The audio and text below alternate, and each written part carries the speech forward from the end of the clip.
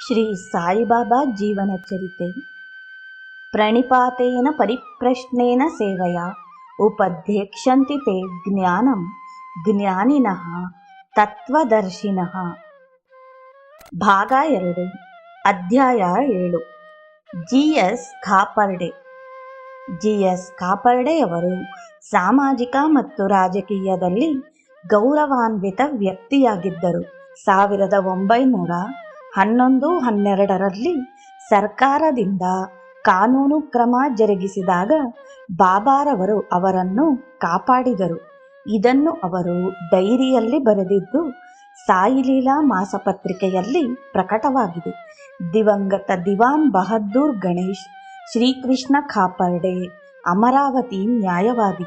ಭಾರತ ರಾಷ್ಟ್ರೀಯ ರಾಜಕೀಯದಲ್ಲಿ ಮತ್ತು ಸೆಂಟ್ರಲ್ ಪ್ರಾವಿನ್ಸ್ ನ್ಯಾಯಾಲಯದಲ್ಲಿ ಮತ್ತು ವಿಧಾನ ಪರಿಷತ್ತಿನಲ್ಲಿ ಹೆಸರುವಾಸಿಯಾಗಿದ್ದರು. ಬಾಲಗಂಗಾಧರ್ ತಿಲಕ್ರ ಬಲಗೈಯಾಗಿದ್ದರು. ಆಗಿನ ಬ್ರಿಟಿಷ್ ಸರ್ಕಾರಕ್ಕೆ ದಾದಾಭಾಯಿ ನವರೋಜಿಯವರು 1904ರಲ್ಲಿ ಸ್ವರಾಜ್ಯ ಭಾರತದ ಜನ್ಮಸಿದ್ಧ ಹಕ್ಕು, ಅದನ್ನು ಕೊಡಲೇಬೇಕು ಎಂದು ಹೇಳಿ ಪಾಠ ಕಲಿಸಿದ್ದರಿಂದ ಹೆದರಿಕೆಯಾಗಿತ್ತು. ರಾಷ್ಟ್ರೀಯ ಚಳುವಳಿಕಾರರು ಭಾರತಕ್ಕೆ ಪೂರ್ಣ ಸ್ವತಂತ್ರ ನೀಡಬೇಕೆಂದು ಒಂದೇ ಪಟ್ಟು ಹಿಡಿದಿದ್ದರು. ಆದರೆ ಮಿತವಾದಿಗಳಾದ ಫಿರೋಜ್ ಶಾ ಮೆಹ್ತಾ ಅವರ ಬಲಗೈ ಎಚ್.ಎಸ್. ದೀಕ್ಷಿತ್ ಒಂದು ಪಾರ್ಟಿ ಮಾಡಿಕೊಂಡಿದ್ದರು. ಎಚ್.ಎಸ್. ದೀಕ್ಷಿತರಿಗೆ ಲಂಡನ್ನಲ್ಲಿದ್ದಾಗ ಕಾಲಿಗೆ ಆಘಾತವಾಗಿ ಅವರು ಬಾಬಾರವರ ಬಳಿಗೆ ಬರುವಂತಾಯಿತು. ಸರ್ಕಾರದ ಆಟೋಪದಿಂದ ದಂಗೆಕೋರರನ್ನು ಬಂಧಿಸುವ ದೃಷ್ಟಿಯಿಂದ ಜಿ.ಎಸ್. ಖಾಪರ್ಡೆಯವರನ್ನು ಹಿಂಸೆ ಮಾಡಲು ಯತ್ನಿಸಿದರು. ಇದರಿಂದ ಜಿ.ಎಸ್. ಖಾಪರ್ಡೆಯವರೂ ಸಹ ಬಾಬಾರವರ ಬಳಿಗೆ ಬರುವಂತಾಯಿತು. ಖಾಪರ್ಡೆ ಮತ್ತು ದೀಕ್ಷಿತ್ರವರು ತಮ್ಮ ಲೌಕಿಕ ಸಹಾಯಕ್ಕಾಗಿ ತಾವಾಗಿಯೇ ಬಾಬಾರವರ ಬಳಿಗೆ ಬಂದಿದ್ದೇವೆ ಎಂದುಕೊಂಡಿದ್ದರು. ಆದರೆ ಬಾಬಾರವರು ಹಿಂದಿನ ಜನ್ಮದಲ್ಲಿ ತಾವು ಖಾಪರ್ಡೆ, ಎಚ್.ಎಸ್. ದೀಕ್ಷಿತ್, ಬಾಬು ಸಾಹೇಬ್ ಶ್ಯಾಮ, ದಾದಾ ಕೇಲ್ಕರ್ ಎಲ್ಲರೂ ಒಟ್ಟಿಗೆ ಸೇರಿ ಒಂದೇ ಗುರುವಿನಲ್ಲಿದ್ದರಿಂದ ನಾನು ನಿಮ್ಮೆಲ್ಲರನ್ನೂ ಒಟ್ಟಿಗೆ ಇಲ್ಲಿ ಕರೆತಂದಿದ್ದೇನೆ ಎಂದು ನಿಜ ಸಂಗತಿ ಅರುಹಿದರು. ಬಾಬಾರವರಲ್ಲಿಗೆ ಪ್ರಾಪಂಚಿಕ ಸಹಾಯಕ್ಕೆ ಬರುತ್ತಾರೆ ಎಂದು ಹೇಳಿದಾಗ ಮೊದಲಿಗೆ ಜನಗಳು ಪ್ರಾಪಂಚಿಕ ವಿಷಯಗಳ ಸಹಾಯ ಬೇಡಿ ನನ್ನ ಬಳಿ ಬರುತ್ತಾರೆ. ಅವರ ಇಚ್ಛೆ ಪೂರೈಕೆಯಾದ ನಂತರ ಜೀವನದಲ್ಲಿ ಒಳ್ಳೆಯ ಸ್ಥಿತಿ ಪಡೆದಾಗ ನನ್ನನ್ನು ಹಿಂಬಾಲಿಸಿ ಪ್ರಗತಿ ಹೊಂದುತ್ತಾರೆ. ಅವರಾಗಿಯೇ ನನ್ನ ಬಳಿ ಬರುವುದಿಲ್ಲ. 1000 ಮೈಲಿಗಳಾಚೆ ಇರಲಿ, ನಾನು ಅವರನ್ನು ಆಕರ್ಷಿಸಿ ಬರಮಾಡಿಕೊಳ್ಳುತ್ತೇನೆ. ನಾನು ಒಬ್ಬ ಹುಡುಗ ಗುಬ್ಬಚ್ಚಿ ಕಾಲಿಗೆ ದಾರ ಕಟ್ಟಿ ಎಳೆಯುವಂತೆ ನನ್ನ ಬಳಿ ಎಳೆದುಕೊಳ್ಳುತ್ತೇನೆ ಎಂದರು. 1908ರ ಅಂತ್ಯದಲ್ಲಿ ಬಾಂಬೆ ಸರ್ಕಾರ, ಸೆಂಟ್ರಲ್ ಪ್ರಾವಿನ್ಸ್, ದೆಹಲಿ ಮತ್ತಿತರ ಕಡೆಗಳಲ್ಲಿ ಸರ್ಕಾರ ತಲ್ಲಣಗೊಂಡು ಕ್ರಾಂತಿಕಾರ ಮುಖಂಡ ಲೋಕಮಾನ್ಯ ಬಾಲಗಂಗಾಧರ ತಿಲಕ್ ಮೇಲೆ ಮೊಕದ್ದಮೆ ಹೂಡಲು ಸಜ್ಜು ನಡೆಸಲಾಗಿತ್ತು. ಸರ್ಕಾರ ಬಲವಾಗಿದ್ದುದರಿಂದ 124A ಐಪಿಸಿ ಪ್ರಕಾರ ಅವರುಗಳ ಮೇಲೆ ದೇಶದ್ರೋಹದ ಆಪಾದನೆ ಹೂಡಿ ಎಲ್ಲರನ್ನೂ ಶಿಕ್ಷೆಗೆ ಗುರುಪಡಿಸುವುದು ಖಚಿತವಾಯಿತು. ಆದರೆ ನ್ಯಾಯವಾದಿಗಳು ಎದುರಾಗಿ ವಾದಿಸಿದರು. ಲೋಕಮಾನ್ಯ ತಿಲಕ್ರ ವಿಚಾರಣೆ ಮುಂದುವರೆದು ಅವರಿಗೆ ಇಂಡಿಯಾ ಮತ್ತು ಬರ್ಮಾದಲ್ಲಿ 6 ವರ್ಷಗಳ ಕಾಲ ಜೈಲು ಶಿಕ್ಷೆ ವಿಧಿಸಿದರು. ಇದೇ ರೀತಿ ಕೆಲವು ಕ್ರಾಂತಿಕಾರರಿಗೂ ಶಿಕ್ಷೆ ಆಯಿತು.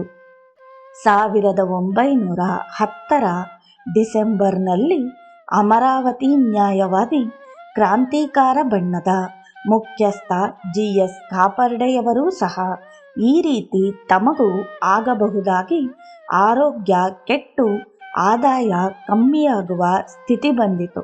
ಅವರಿಗೆ ಅದೃಷ್ಟವೋ ಎಂಬಂತೆ ಶ್ರೀ ಸಾಯಿಬಾಬಾರವರ ಪ್ರಾಮುಖ್ಯದ ಬಗೆಗೆ ಅರಿತರು.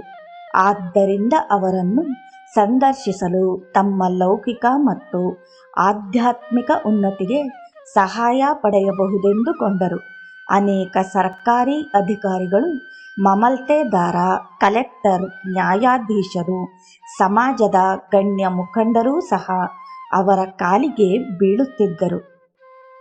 5/12/1910 GS ಖಾಪರ್ಡೆಯವರು ಶಿರಡಿಗೆ ಬಂದು ಅನೇಕ ಗೌರವಾನ್ವಿತ ವ್ಯಕ್ತಿಗಳು ಬಾಬಾರವರು ಹೇಳುತ್ತಿದ್ದ ಕಥೆಗಳು ಮತ್ತು ಪೊಲೀಸ್ ಅಧಿಕಾರಿಯೊಬ್ಬರು ಕಡ್ಡಾಯದ ಸುಲಿಗೆ ಪ್ರಕರಣದಲ್ಲಿ ಸಿಕ್ಕಿಬಿದ್ದು ಬಾಬಾರವರಿಂದ ರಕ್ಷಿಸಲ್ಪಟ್ಟ ಬಗ್ಗೆ ಎಲ್ಲವನ್ನೂ ಕೇಳಿದರು. 12/12/1910 ಶಿರಡಿ ಬಿಡಲು ಬಾಬಾರವರಲ್ಲಿ ಅನುಮತಿ ಬೇಡಿದರು. ಅವರ ಅನುಮತಿಯಂತೆ ಶಿರಡಿ ಬಿಟ್ಟು ಹೊರಟರು. ಇದಾದ ನಂತರ ಅವರಿಗೆ ಕಷ್ಟಕಾಲ ಸಮೀಪಿಸಿತು. ಎಲ್ಲ ಕಡೆ ಕ್ರಾಂತಿಕಾರರ ವಿಚಾರಣೆ ನಡೆಯಲಾಗಿ ಸರ್ಕಾರಕ್ಕೆ ಮಿತವಾದಿಗಳ ಬೆಂಬಲ ದೊರೆತು ಕ್ರಾಂತಿಕಾರರನ್ನು ತುಳಿಯುವ ಪ್ರಯತ್ನ ನಡೆಯಿತು. ಅವರಲ್ಲಿ ಖಾಪರ್ಡೆಯವರು ಒಬ್ಬರಾಗಿದ್ದರು. ದೇಶಭಕ್ತರ ಚಳುವಳಿಯನ್ನು ಮಟ್ಟ ಹಾಕಿ ಅವರನ್ನು ವಿಚಾರಣೆಗೆ ಗುರಿಪಡಿಸುವುದು ಎಲ್ಲ ಕಡೆಗಳಲ್ಲಿಯೂ ಹಬ್ಬಿತು. ಖಾಪರ್ಡೆಯವರಿಗೆ ಅಪಾಯ ತೋರಿಬಂತು. ಒಳ್ಳೆ ಸಂಪಾದನೆ ಇದ್ದಾಗ್ಯೂ ಸಹ ವರಮಾನ ಕಮ್ಮಿಯಾಯಿತು. ಈಗ ವಾದ ಮಾಡುವ ನ್ಯಾಯವಾದಿ ನಾಳೆ ಜೈಲಿನಲ್ಲಿ ಶಿಕ್ಷೆ ಅನುಭವಿಸುತ್ತಾನೆ ಎಂದು ತಿಳಿದು ಶಿಕ್ಷೆಗೆ ಗುರಿಯಾಗುವವರನ್ನು ಅಂಡಮಾನ್ ದ್ವೀಪದಲ್ಲಿ ಕಾರಾಗೃಹದಲ್ಲಿ ಬಂಧಿಸುವ ಸಿದ್ಧತೆ ನಡೆಯುತ್ತಿತ್ತು. ಅವರ ವರಮಾನ ಕುಗ್ಗುತ್ತಿತ್ತು. ಅವರ ಆರೋಗ್ಯ, ಹುಮ್ಮಸ್ಸು ಎಲ್ಲವೂ ಕುಗ್ಗಿತ್ತು. ಅವರಿಗೆ ತಮ್ಮ ಮುಂದಿನ ವಾಸ ಎಲ್ಲೆಂದು ಗೊತ್ತಿತ್ತು. ಪುನಃ ಶಿರಡಿಗೆ ಬಂದರು. ಹಿಂದೆ ಶಿರಡಿಗೆ ಬಂದಾಗಲೇ ಬಾಬಾರವರು, ಇದು ನಿನ್ನ ಮನೆ, ನಾನಿರುವಾಗ ಯಾರಿಗೆ ಹೆದರಬೇಕು ಎಂದಿದ್ದರು ಬಾಬಾ. ಈ ಆಶ್ವಾಸನೆಯನ್ನು ಬಾಬಾ ಪುನಃ ಖಾಪರ್ಡೆಯವರಿಗೆ ನೀಡಿದರು. ಅವರ ವರಮಾನ ಕಮ್ಮಿಯಾಗಿ ಅವರ ಮನೆಯವರು ಶಿರಡಿಗೆ ಬಂದು ಅಮರಾವತಿಗೆ ಕರೆದುಕೊಂಡು ಹೋಗಲು ಪ್ರಯತ್ನಿಸಿದರು. ಅವರು ಎಷ್ಟೇ ಬುದ್ಧಿವಂತ ನ್ಯಾಯವಾದಿಯಾಗಿದ್ದರೂ ಸರ್ಕಾರ ಯಾವಾಗ ಇವರ ಮೇಲೆ ತಿರುಗಿ ಬೀಳುವುದೋ ಎಂದು ಹೆದರಿದ್ದರು. ಆದರೆ ಈ ಪ್ರಪಂಚದಲ್ಲಿ ಸರ್ವಜ್ಞನಾಗಿ ತಮ್ಮ ಎಲ್ಲ ಶಕ್ತಿ ಉಪಯೋಗಿಸಿ ಅವರನ್ನು ಕಷ್ಟದಿಂದ ಪಾರು ಮಾಡುವ ವ್ಯಕ್ತಿ ಒಬ್ಬರೇ ಇದ್ದರು. ಖಾಪರ್ಡೆಯವರಿಗೆ ಎಲ್ಲರ ಮನವನ್ನು ಸೆರೆ ಹಿಡಿದು ನಿಯಂತ್ರಿಸುವ ಶಕ್ತಿ ಬಾಬಾರವರಿಗೆ ಇದೆ ಎಂದು ತಿಳಿದಿತ್ತು. ಆದ್ದರಿಂದ ಅವರು ಇತರರಂತೆ ಬಾಬಾರವರ ಬಳಿ ಕ್ಷೇಮವಾಗಿರಬಹುದು ಎಂಬ ದೃಢ ವಿಶ್ವಾಸವಿತ್ತು. ಅವರು ಶಿರಡಿಯಲ್ಲಿದ್ದಾಗ ಕೆಲವರು ಮೊಕದ್ದಮೆ ನೀಡುತ್ತೇವೆ ಎಂದು ಟೆಲಿಗ್ರಾಮ್ ಬರುತ್ತಿದ್ದವು. ಅವರಿಗೆ ಅಮರಾವತಿಗೆ ಹೋಗುವ ಇಚ್ಛೆ ಬಲವಾಗಿತ್ತು. ಅವರ ಪುತ್ರರು, ಬಂಧುಗಳು, ಕಕ್ಷಿದಾರರು ಅವರನ್ನು ಕರೆದುಕೊಂಡು ಹೋಗಲು ಬಂದರು. ಶ್ಯಾಮಾರವರೂ ಸಹ ಅನೇಕ ಬಾರಿ ಬಾಬಾರವರ ಬಳಿ ಬಂದು ಅವರು ಹಿಂತಿರುಗಲು ಅನುಮತಿ ಬೇಡಿದರು. ಬಾಬಾರವರು ಅಹುದು ಎಂದು ಸಮ್ಮತಿ ವ್ಯಕ್ತಪಡಿಸುವ ರೀತಿಯಲ್ಲಿ ಉತ್ತರಿಸುತ್ತಿದ್ದರು. ಕೂಡಲೇ ಅವರನ್ನು ಕರೆದು ನಾಳೆ ಹೊರಡು ಎಂದರು. ಅಂದರೆ ಬಾಬಾರವರ ರೀತಿಯಲ್ಲಿ ಹೋಗಬೇಡ ಎಂದರ್ಥ. ಬಾಬಾರವರಿಗೆ ಖಾಪರ್ಡೆಯವರನ್ನು ಶಿಕ್ಷೆಗೆ ಗುರುಪಡಿಸುವ ಇಂಗಿತವಿರಲಿಲ್ಲ. ನನ್ನ ಜಾಗೃತ ದೃಷ್ಟಿಯು ನನ್ನನ್ನು ಪ್ರೀತಿಸುವವರ ಮೇಲೆ ಸದಾ ಇರುತ್ತದೆ ಎಂದು ಹೇಳುತ್ತಿದ್ದರು ಬಾಬಾ. ಅವರು ನಿಶ್ಚಿತವಾಗಿ ಗವರ್ನರ್, ಸೆಂಟ್ರಲ್, ಪ್ರಾವಿನ್ಸ್ ಸದಸ್ಯರ ಮನಸ್ಸನ್ನು ಅರಿತಿದ್ದರು. ಸರ್ಕಾರದ ಸದಸ್ಯರು ಖಾಪರ್ಡೆಯವರ ದೇಶದ್ರೋಹದ ಭಾಷಣವನ್ನು ಕೇಳಿ ಅವರನ್ನು ಶಿಕ್ಷೆಗೆ ಗುರಿಪಡಿಸುವುದರಲ್ಲಿದ್ದರು. ಅವರನ್ನು IPS 124A ಅಡಿಯಲ್ಲಿ ಬಂಧಿಸಲು ಬಲವಾದ ಕಾರಣಗಳಿತ್ತು. 6/12/1911 ಖಾಪರ್ಡೆಯವರು ಶಿರಡಿಗೆ ಬಂದು 3-4 ತಿಂಗಳು ತಂಗಿದ್ದು ಕೋರ್ಟ್ ಮೊಕದ್ದಮೆಗಳನ್ನು ತೆಗೆದುಕೊಳ್ಳುವುದನ್ನು ನಿಲ್ಲಿಸಿದ್ದು ಖಾಪರ್ಡೆಯವರು ಹುಚ್ಚು ಫಕೀರನಿಗೆ ಮನಸೋತಿದ್ದಾರೆ ಎಂಬ ವದಂತಿ ಎಲ್ಲೆಡೆ ಹಬ್ಬಿತು. ಅವರು ತಮ್ಮ ವಕೀಲಿ ವೃತ್ತಿ ತ್ಯಜಿಸಿದರು. ರಾಜಕೀಯ, ಸಾಮಾಜಿಕ ವ್ಯವಹಾರ ಮತ್ತು ಇತರೆ ಕೆಲಸಗಳನ್ನು ಬಿಟ್ಟರು. ಯಾವಾಗಲೂ ಬಾಬಾರವರ ಬಳಿ ಇರಲು ಇಚ್ಛಿಸಿದರು. ಈ ವದಂತಿಗಳು ಸರ್ಕಾರಕ್ಕೆ ತಲುಪಿದವು ಅಥವಾ ಅವರ ಕಿವಿಗೆ ಬೀಳುವ ಹಾಗೆ ಮಾಡಿದರು. ಮಲಗಿರುವ ನಾಯಿ ಮಲಗೇ ಇರಲಿ ಎಂದು ಯೋಚಿಸುವ ಹಾಗೆ ಮಾಡಿ ವಿದೇಶಿ ಸರ್ಕಾರವು ಶಿಕ್ಷೆಗೆ ಗುರುಪಡಿಸುವ ನಿರ್ಧಾರ ಬದಲಿಸಿದರು. ಇದನ್ನು ಬಾಬಾರವರೇ ಮಾಡಿದರು. ಖಾಪರ್ಡೆಯವರು ತಮ್ಮ ಡೈರಿಯಲ್ಲಿ 29/12/1911ರಲ್ಲಿ ಈ ರೀತಿ ಬರೆದಿದ್ದಾರೆ: ಅವರು ಗವರ್ನರ್ ರವರು ನನ್ನೊಂದಿಗೆ ಜಗಳಕ್ಕೆಂದು ಅವನನ್ನು ಓಡಿಸಿದ್ದೇನೆ ಮತ್ತು ಅವರು ಗವರ್ನರ್ನನ್ನು ಸಂತೈಸಿದರು ಎಂದು ನನ್ನ ಹೆಂಡತಿಗೆ ಹೇಳಿದರು. ಮುಂದುವರೆದ ಆ ಭಾಷೆ ಸಾಂಕೇತಿಕವಾಗಿದ್ದು ಅದನ್ನು ಸ್ಪಷ್ಟಪಡಿಸುವುದು ಕಷ್ಟ ಎಂದಿದ್ದಾರೆ. ಮರಗಳ ಹತ್ತಿರ ಇದ್ದ ಕಾಡನ್ನು ನೋಡಲಾರರು. ಅದರ ಅರ್ಥ ಹೇಳುವುದು ಕಷ್ಟವಲ್ಲ. ಸಾಯಿಬಾಬಾರವರು ಅವರಿಗೆ ಅಭಯ ನೀಡುತ್ತಾ, ನಾನಿರುವಾಗ ನೀನೇಕೆ ಹೆದರಬೇಕು ಎಂದು ಹೇಳಿ ರಕ್ಷಣಾ ಕಾರ್ಯವನ್ನು ನಿರ್ವಹಿಸುತ್ತಿದ್ದಾರೆ. ಈ ರಕ್ಷಣೆ ಅವರನ್ನು ಶಿರಡಿಯಲ್ಲಿ ವಾಸ ಮುಂದುವರೆಸುವುದರಲ್ಲಿ ಸಾಗಿತು. ಖಾಪರ್ಡೆಯವರು ಲೌಕಿಕ ವ್ಯಾಮೋಹ ಆಶೆಯಿದ್ದು ಶಿರಡಿಯಲ್ಲಿಯೇ ಇರಲು ಅವರಿಗೆ ತಾಳ್ಮೆ ಮೀರಿತು. ಸಾಯಿಬಾಬಾರವರು ಆಧ್ಯಾತ್ಮಿಕ ಲಾಭ ಮಾಡದೆ ಲೌಕಿಕ ಲಾಭ ಮಾತ್ರ ಮಾಡಲಾರರು. ಎಲ್ಲ ಪ್ರಯತ್ನದಲ್ಲಿಯೂ ಬಾಬಾರವರಲ್ಲಿ ಸಂಪೂರ್ಣ ಶರಣಾಗತಿ ಪಡೆದವರಿಗೆ ಲಭಿಸುತ್ತಿತ್ತು. ಬಾಳಾ ಸಾಹೇಬ್ ಬಾಳೆ ಎಚ್.ಎಸ್. ದೀಕ್ಷಿತ್ ಸಹ ತಾಳ್ಮೆಯಿಂದಿದ್ದು ಅದು ಅವರ ಮುಖದಲ್ಲಿ ಪ್ರಕಟವಾಗಿ ಬಾಬಾರವರ ಬಳಿ ಬಂದಾಗ ಅವರ ಜೀವನಕ್ಕೆ ಬಂದು ತಿರುವು ಉಂಟಾಯಿತು. ಇದನ್ನು ಖಾಪರ್ಡೆಯವರು ತಮ್ಮ ಡೈರಿಯಲ್ಲಿ ಬರೆದಿದ್ದಾರೆ. ಇದಾದ ನಂತರ ಬಾಬಾರವರು ತಾಳ್ಮೆಯ ಗುಣಗಳನ್ನು ಒತ್ತಿ ಹೇಳುವ ಒಂದು ಕಥೆಯನ್ನು ಹೇಳಿದರು.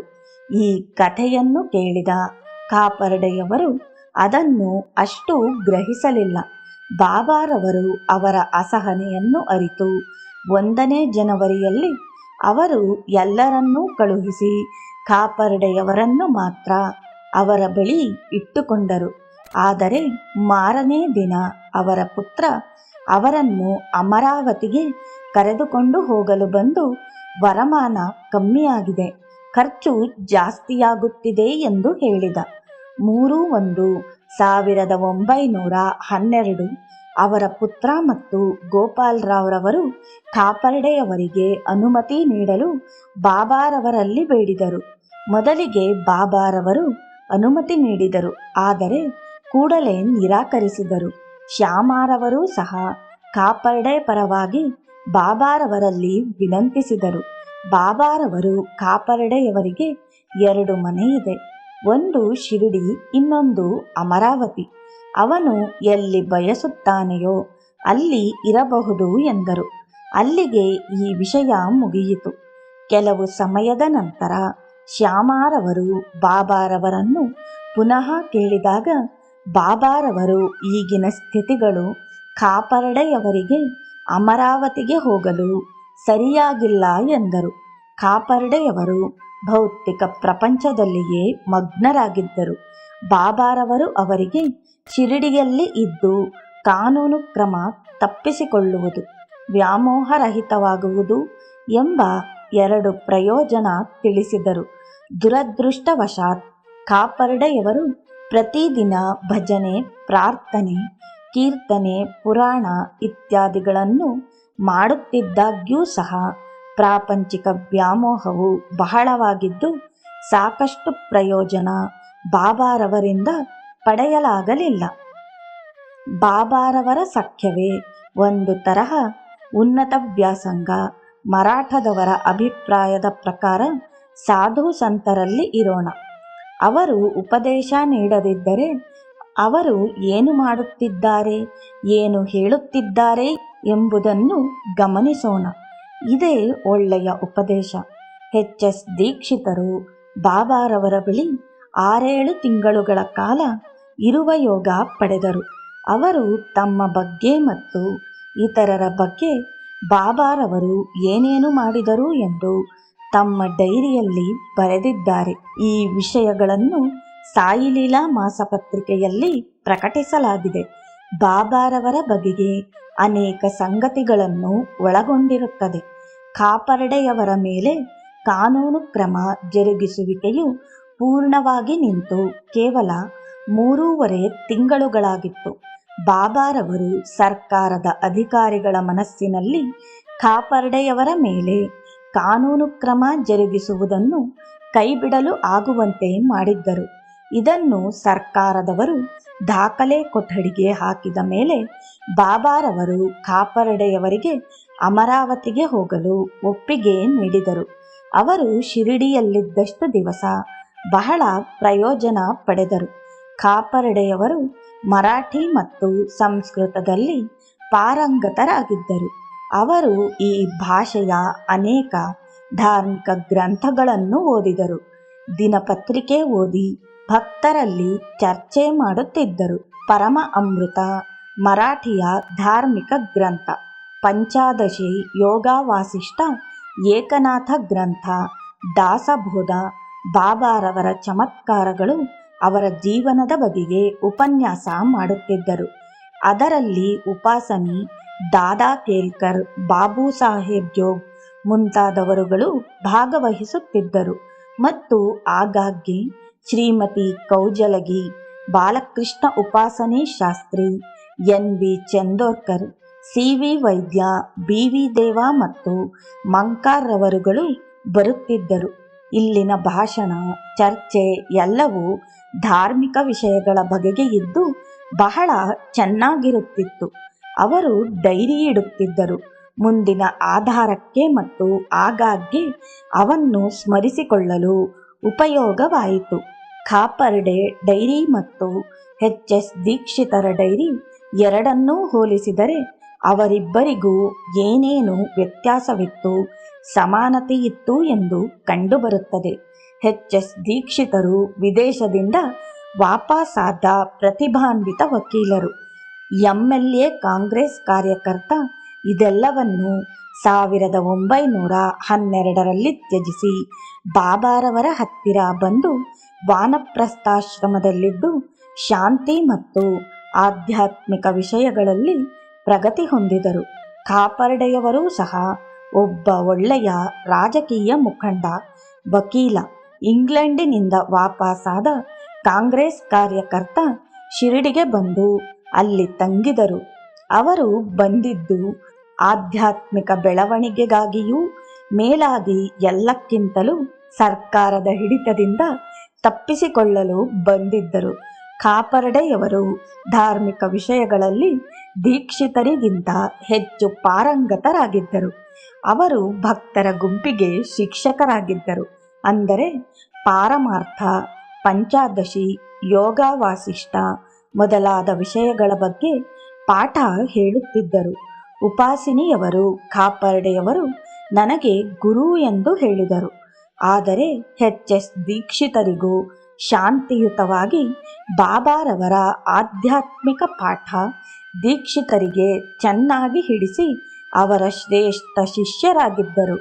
ಬಾಬಾರವರು ಅವರನ್ನು ವಿಮಾನದಲ್ಲಿ ಕರೆದುಕೊಂಡು ಹೋಗುತ್ತೇನೆ ಎಂದು ಆಶ್ವಾಸನೆ ನೀಡಿದ್ದರು. ಕಾಪರ್ಡೆಯವರಿಗೆ ಅಷ್ಟೊಂದು ಶ್ರದ್ಧೆ ಇರಲಿಲ್ಲ. ಅವರ ಹೃದಯವು ಯಾವಾಗಲೂ ಲೌಕಿಕ ಸಂತೋಷವನ್ನು ಅರಸುತ್ತಿತ್ತು. ಹೀಗಾಗಿ ಅವರು ಪುನಃ ವಕೀಲಿ ವೃತ್ತಿಗೆ ತೆರಳಿದರು. ಅದರಿಂದ ಪುನಃ ಅಪಾರ ಐಶ್ವರ್ಯ, ಪ್ರಗತಿ ಸಂಪಾದಿಸಿದರು. ಅವರ ಮಕ್ಕಳೂ ಸಹ ಮಂತ್ರಿಯಾದರು. ಕಾಪರ್ಡೆಯವರು ವಿಧಾನ ಪರಿಷತ್ತಿನ ಸದಸ್ಯರಾದರು. ಬಹಳ ಕಾಲ ಜೀವಿಸಿ ನಂತರ ಗತಿಸಿದರು. ಸಾಯಿಬಾಬಾರವರ ಜೀವನ ಚರಿತ್ರೆಗೆ ಮುಖ್ಯವಾದ ಮೂಲಾಧಾರ ಕಾಪರ್ಡೆಯವರ ಡೈರಿ. ಅದರಲ್ಲಿ ಬಾಬಾರವರ ದಿನಚರಿ, ಶಿರಡಿಯಲ್ಲಿ ಏನೇನು ನಡೆಯುತ್ತಿತ್ತು, ಬಾಬಾರವರ ನಡವಳಿಕೆ ಹೇಗೆ ಎನ್ನುವುದನ್ನು ನಮೂದಿಸಿದೆ. ಬಾಬಾರವರು ಹೇಳಿದ ಕಥೆಗಳು ಸ್ವಾರಸ್ಯವಾಗಿ ಐಹಿಕ ವಿಚಾರಗಳ ಕಡೆ ಇರಲಿಲ್ಲ. ಕಾಪರ್ಡೆಯವರು ಬಾಬಾರವರು ತಮ್ಮೆಡೆಗೆ ಮತ್ತು ಇತರರ ಕಡೆಗೆ ಯೋಗ ದೃಷ್ಟಿ ಬೀರಿದ್ದರು ಎಂದು ಬರೆದಿದ್ದಾರೆ. ಕಾಪರ್ಡೆಯವರು ಗಂಟೆಗಳ ತನಕ ಆ ಸಂಪೂರ್ಣ ಆನಂದದಲ್ಲಿದ್ದರು. ಕೆಲವು ದಿವಸಗಳಲ್ಲಿ ಯೋಗ ದೃಷ್ಟಿ ಬೀರಲಿಲ್ಲ.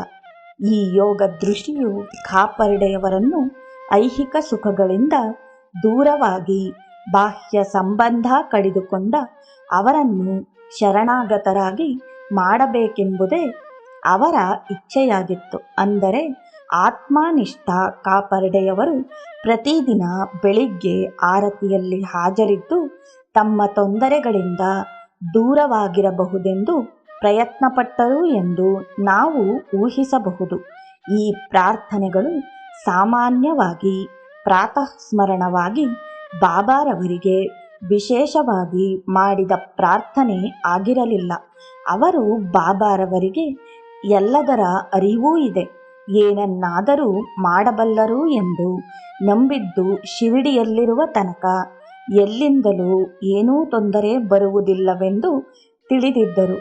ಅವರು ಧಾರ್ಮಿಕ ಗ್ರಂಥಗಳ ಅಧ್ಯಯನ ಮಾಡಿದ್ದು ಅದರಿಂದ ಪ್ರಭಾವಿತರಾಗಿ ಬಾಬಾರವರನ್ನು ದೇವರು ಎಂದು ಹೇಳುವ ಮನೋಭಾವ ಇರಲಿಲ್ಲ. ಪ್ರಧಾನ್ರವರು ಗ್ಲಿಂಪ್ಸಸ್ ಆಫ್ ಇಂಡಿಯನ್ ಸ್ಪಿರಿಚುಯಾಲಿಟಿ ಎಂಬ ಪುಸ್ತಕದ ಮುನ್ನುಡಿಯಲ್ಲಿ ಅವರು ಶಿರಡಿ ಬಿಟ್ಟ ನಂತರ ಬಾಬಾರವರು ದೇವರ ಸಮೀಪ ಎಂದರೇ ಹೊರತು ಬಾಬಾರವರೇ ದೇವರು ಎಂದು ತಿಳಿದಿರಲಿಲ್ಲ. ಉಪಾಸಿನಿ ಬಾಬಾರವರ ವಚನಗಳ ಇಂಗ್ಲಿಷ್ ಅನುವಾದ ಕೃತಿಗೆ ಮುನ್ನುಡಿಯಲ್ಲಿ ಉಪಾಸಿನಿ ಬಾಬಾರವರ ಪರವಹಿಸಿ ಬರೆದಿದ್ದಾರೆ. ಕಾಪರ್ಡೆಯವರು ತಮ್ಮ ಮನೋ ಇಂಗಿತವನ್ನು ಡೈರಿಯಲ್ಲಿ ಬರೆದಿಲ್ಲ. ಅವರ ಡೈರಿಯು ಬಾಹ್ಯ ಪ್ರವೃತ್ತಿಯ ಡೈರಿಯಾಗದೆ ತಮ್ಮ ಆತ್ಮೋನ್ನತಿಗೆ ಬಾಬಾರವರಿಂದ ಉಪಯೋಗ ಪಡೆದು ಅದನ್ನು ವ್ಯಕ್ತಪಡಿಸಿಲ್ಲ. ಹೇಗಾದರೂ ಇರಲಿ, ಅವರು ಡೈರಿ ಬರೆದು ಬಾಬಾರವರ ಜೊತೆಯಲ್ಲಿದ್ದ ಕೆಲವು ಅನುಭವಗಳನ್ನು ನಮೂದಿಸಿ ಬಾಬಾರವರ ಜೀವನ ಚರಿತ್ರೆ ಬರೆಯಲು ಸಹಾಯ ಮಾಡಿದ್ದಾರೆ. ಅವರು ನಿಜವಾಗಿಯೂ ಧಾರ್ಮಿಕ ವಿದ್ವಾಂಸರಾಗಿ ಬಾಬಾರವರ ಘನತೆಯನ್ನು ಕಾಣಬಲ್ಲವರಾಗಿದ್ದರು. 2 ವಿಷಯಗಳು ಅವರ ಡೈರಿಯಲ್ಲಿಲ್ಲ. ಜಿ.ಎಸ್. ಕಾಪರ್ಡೆಯವರ ಹಿಂದಿನ ಜನ್ಮ ಮತ್ತು ಆ ಜನ್ಮದಲ್ಲಿ ಬಾಬಾರವರಿಗೆ ಮಾಡಿರುವ ಸೇವೆ. ತಮ್ಮ ಮಗ ಬಲವಂತರ ದೇಹದ ಮೇಲಿನ ಪ್ಲೇಗನ್ನು ಬಾಬಾ ತೆಗೆದುಕೊಂಡರು. ಇದು ಶ್ಯಾಮಾರವರ ಹೇಳಿಕೆಯಲ್ಲಿದೆ. ಡಿಸೆಂಬರ್ 1911ರಿಂದ 3 ತಿಂಗಳುಗಳ ಕಾಲ ಶಿರಡಿಯಲ್ಲಿ ಪ್ಲೇಗ್ ಮಾರಿ ಹರಡಿ ಕಾಪರ್ಡೆಯವರ ಪುತ್ರ ಪ್ಲೇಗ್ನಿಂದ ನರಳುತ್ತಿದ್ದರು. ಅವನಿಗೆ ಕಂಕುಳಿನಲ್ಲಿ ಸಣ್ಣ ಗೆಡ್ಡೆ ಆಗಿ ಜ್ವರ ಬಂದು ಅವನ ತಾಯಿ ಗಾಬರಿಯಾಗಿ ಬಾಬಾರವರ ಬಳಿ ಬಂದು ತನ್ನ ಮಗನನ್ನು ಬಲಿ ಕೊಡಲೆಂದೇ ಶಿರಡಿಗೆ ಬಂದ ಹಾಗಿದೆ ಎಂದು ಅಳಲನ್ನು ತೋಡಿಕೊಂಡರು. ಬಾಬಾರವರು ನೀತಿ ಕಥೆಗಳನ್ನು ಹೇಳಿ ಅವನು ಗುಣವಾಗುತ್ತಾನೆ ಎಂದರು. ಅದು ಅವರಿಗೆ ಅರ್ಥವಾಗಲಿಲ್ಲ. ಆಗ ಬಾಬಾರವರು ತಮ್ಮ ಕಂಕುಳಿನಲ್ಲಿ ಗೆಡ್ಡೆ ತೋರಿಸಿ, ನಿಮ್ಮ ಮಗನನ್ನು ಕಾಪಾಡಲೆಂದೇ ನಾನು ಕಷ್ಟ ಅನುಭವಿಸಬೇಕಾಗಿದೆ ಎಂದು ತಿಳಿಸಿದರು ಮತ್ತು ದೇವರ ಇಚ್ಛೆಯಂತೆ ನಿನ್ನ ಮಗ ಬದುಕುತ್ತಾನೆ ಎಂದು ಹೇಳಿದರು. ಇತರರಿಗೋಸ್ಕರ ಬಾಬಾರವರು ಭಕ್ತರನ್ನು ಕಾಪಾಡಲು ತಾವೇ ತ್ಯಾಗ ಮಾಡಬೇಕಾದುದನ್ನು ಸ್ಮರಿಸಬಹುದು.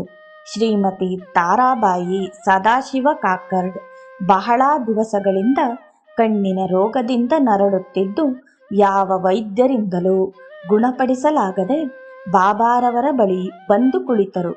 ಬಾಬಾರವರು ಅವರ ಕಣ್ಣನ್ನೇ ದೃಷ್ಟಿಸಿ ನೋಡುತ್ತಾ ಇರುವಾಗ್ಗೆ ಅವಳ ಕಣ್ಣುಗಳಲ್ಲಿ ನೀರು ತುಂಬಿ ವಾಸಿಯಾಯಿತು.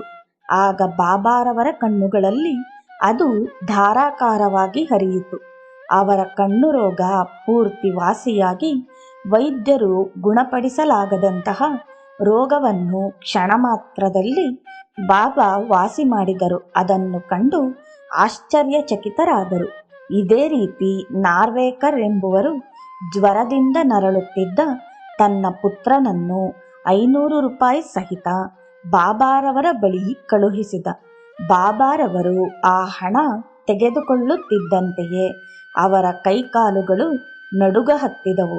ಬಾಬಾರವರು ತಮ್ಮ ಭಕ್ತರ ಹೊರೆಗಳನ್ನು ತಾವು ಹೊರಬೇಕಾಗಿರುವುದನ್ನು ತಿಳಿಸಿದರು. ನಾರ್ವೇಕರ್ ಗುಣಮುಖರಾದರು. ಕಾಪರ್ಡೆಯವರ ಬಗ್ಗೆ ಬಾಬಾ ಋಣಾನುಬಂಧದ ಬಗೆಗೆ ಹೇಳಿದ್ದಾರೆ.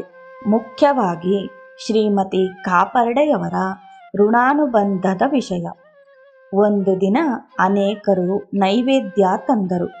ಒಂದಾದರೊಂದರ ನಂತರ ನೈವೇದ್ಯ ಇಡುತ್ತಿದ್ದರು. ಶ್ರೀಮತಿ ಕಾಪರ್ಡೆಯವರು ನೈವೇದ್ಯ ಇಟ್ಟ ಕೂಡಲೇ ಅದರೊಳಕ್ಕೆ ಕೈ ಹಾಕಿ ಬಂದು ತುತ್ತು ಬಾಯಿಗೆ ಹಾಕಿಕೊಂಡರು. ಆಗ ಶ್ಯಾಮಾರವರು ಕೂಡಲೇ ಬಾಬಾರವರನ್ನು, ಶ್ರೀಮತಿ ಕಾಪರ್ಡೆಯವರ ನೈವೇದ್ಯವನ್ನು ಮಾತ್ರ ಕೂಡಲೇ ತಿಂದಿರಿ, ಬೇರೆಯವರದನ್ನು ಮುಟ್ಟಲಿಲ್ಲ ಏಕೆ ಎಂದರು. ಬಾಬಾರವರು ಶ್ರೀಮತಿ ಕಾಪರ್ಡೆಯವರ ಜನ್ಮ ಜನ್ಮಾಂತರದ ಸೇವೆಯ ಬಗ್ಗೆ ತಿಳಿಸಿ, ಅವಳು ಹಿಂದೆ ಹಸುವಾಗಿದ್ದಳು ಮತ್ತು ಬಹಳ ಹಾಲು ಕೊಡುತ್ತಿದ್ದಳು. ಅನಂತರ ಅವಳು ಕ್ಷತ್ರಿಯ ಜನ್ಮದಲ್ಲಿ ಜನಿಸಿದಳು. ಅನಂತರ ಬ್ರಾಹ್ಮಣ ಕುಟುಂಬದಲ್ಲಿ ಜನಿಸಿದಳು. ಅನೇಕ ವರ್ಷಗಳ ನಂತರ ಇವಳನ್ನು ಸಂಧಿಸುತ್ತಿದ್ದೇನೆ ಮತ್ತು ಅವಳು ತಂದ ಆಹಾರವು ಸಿಹಿಯಾಗಿ ಪ್ರೇಮದಿಂದ ತುಂಬಿದೆ ಎಂದರು. ಬಾಬಾರವರು ಯಾರಿಗೂ ಮಂತ್ರೋಪದೇಶ ಮಾಡಲಿಲ್ಲ. ಬಾಬಾರವರು ಶ್ರೀಮತಿ ಕಾಪರ್ಡೆಯವರಿಗೆ ಈ ರೀತಿ ಹೇಳಿದ್ದಾರೆ: ರಾಜಾರಾಮ ರಾಜಾರಾಮ ಎಂದು ಹೇಳುತ್ತಲೇ ಇರು ಎಂದರು. ಕಾಪರ್ಡೆಯವರ ಆಸೆ ಹಿಂದಿನ ಜನ್ಮದಲ್ಲಿ ಇದ್ದಿತು. ಬಾಬಾರವರು ಕಾಪರ್ಡೆಯವರಿಗೆ, ನೀನು 2-3 ವರ್ಷಗಳು ನನ್ನೊಡನೆ ಇದ್ದು ಅನಂತರ ರಾಜಮನೆತನದಲ್ಲಿ ಜನ್ಮ ತಾಳಿರುವೆ ಎಂದರು.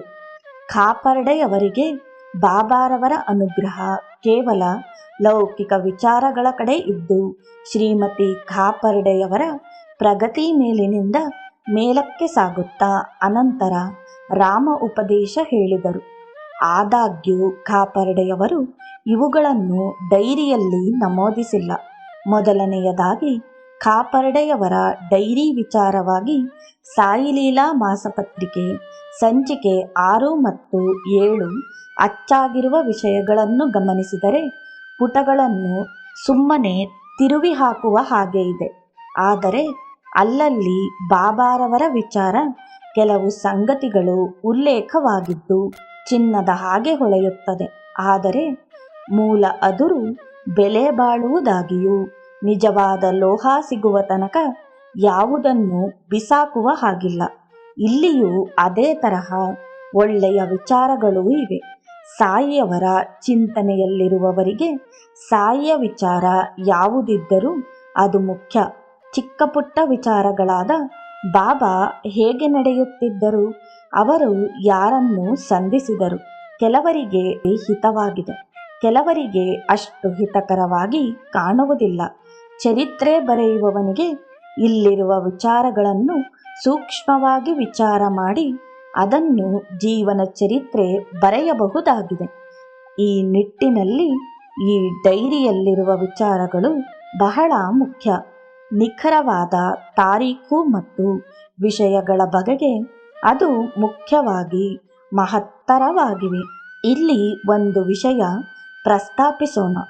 ಉಪಾಸಿನಿ ಬಾಬಾರವರು ಬಾಬಾರವರ ಪ್ರಭಾವಕ್ಕೆ ಒಳಗಾಗಿ ಉನ್ನತ ಮಟ್ಟಕ್ಕೇರಿ ಅವರ ಜೀವನ ಚರಿತ್ರೆ ಅವರನ್ನು ಅರಿಯಲು ಸಹಾಯಕವಾಗಿ ಮತ್ತು ಬಾಬಾರವರು ಅವರನ್ನು ಹೇಗೆ ಕಾಣುತ್ತಿದ್ದರು ಎಂಬುದು ಮುಖ್ಯವಾದ ಸಂಗತಿ. ಸಾಯಿಬಾಬಾರವರು ಉಪಾಸನಿ ಬಾಬಾರವರಿಗೆ 4 ವರ್ಷಗಳ ಕಾಲ ಶಿರಡಿಯಲ್ಲಿರುವಂತೆ ಹೇಳಿ 4 ವರ್ಷದ ಅಂತ್ಯದಲ್ಲಿ ಅವರು ದೈವತ್ವ ಪಡೆಯಬಹುದು ಎಂದು ಹೇಳಿರುವುದು ಕೆಲವರಿಗೆ ಗೊಂದಲಮಯವಾಗಿದೆ. ಉಪಾಸಿನಿ ಲೀಲಾಮೃತ ಉಪಾಸಿನಿಯವರ ಜೀವನ ಚರಿತ್ರೆ. ಅಂತಹ ಇತಿಹಾಸವು ಅವರ ಹೇಳಿಕೆಯಂತೆಯೇ ಬರೆದಿದ್ದು ಅವರಿಂದ ವಿಶೇಷವಾಗಿ ಪರಿಶೀಲಿಸಲ್ಪಟ್ಟು ಅವರು ಸಾಯಿಬಾಬಾರವರ ಶಿಷ್ಯತ್ವದಲ್ಲಿ 4 ವರ್ಷಗಳ ತರಬೇತಿ ಪಡೆದು ದೈವತ್ವವನ್ನು ಹೊಂದಿದರು ಎಂದು ತಿಳಿಸಿದೆ. ಉಪಾಸಿನಿಯವರ ಜೀವನ ಅಧ್ಯಯನದ ಶಿಷ್ಯ ಅವರು 1941ರಲ್ಲಿ ಅಂತ್ಯದಲ್ಲಿಯೂ ಅವರು ಪೂರ್ಣ ದೈವತ್ವ ಪಡೆಯಲಾಗಲಿಲ್ಲ ಎಂದು ಹೇಳುತ್ತಾರೆ. ಹೀಗಿರುವಲ್ಲಿ ಬಾಬಾರವರು ಹೇಗೆ ಈ ರೀತಿ ಹೇಳಿದ್ದಾರೆ ಎಂಬ ಜಿಜ್ಞಾಸೆಯಲ್ಲಿದ್ದಾರೆ. ಈಗ ಇಲ್ಲಿ ಕಾಪರ್ಡೆಯವರ ಡೈರಿ ನಮಗೆ ಬೆಲೆ ಬಾಳುವುದಾಗಿದೆ.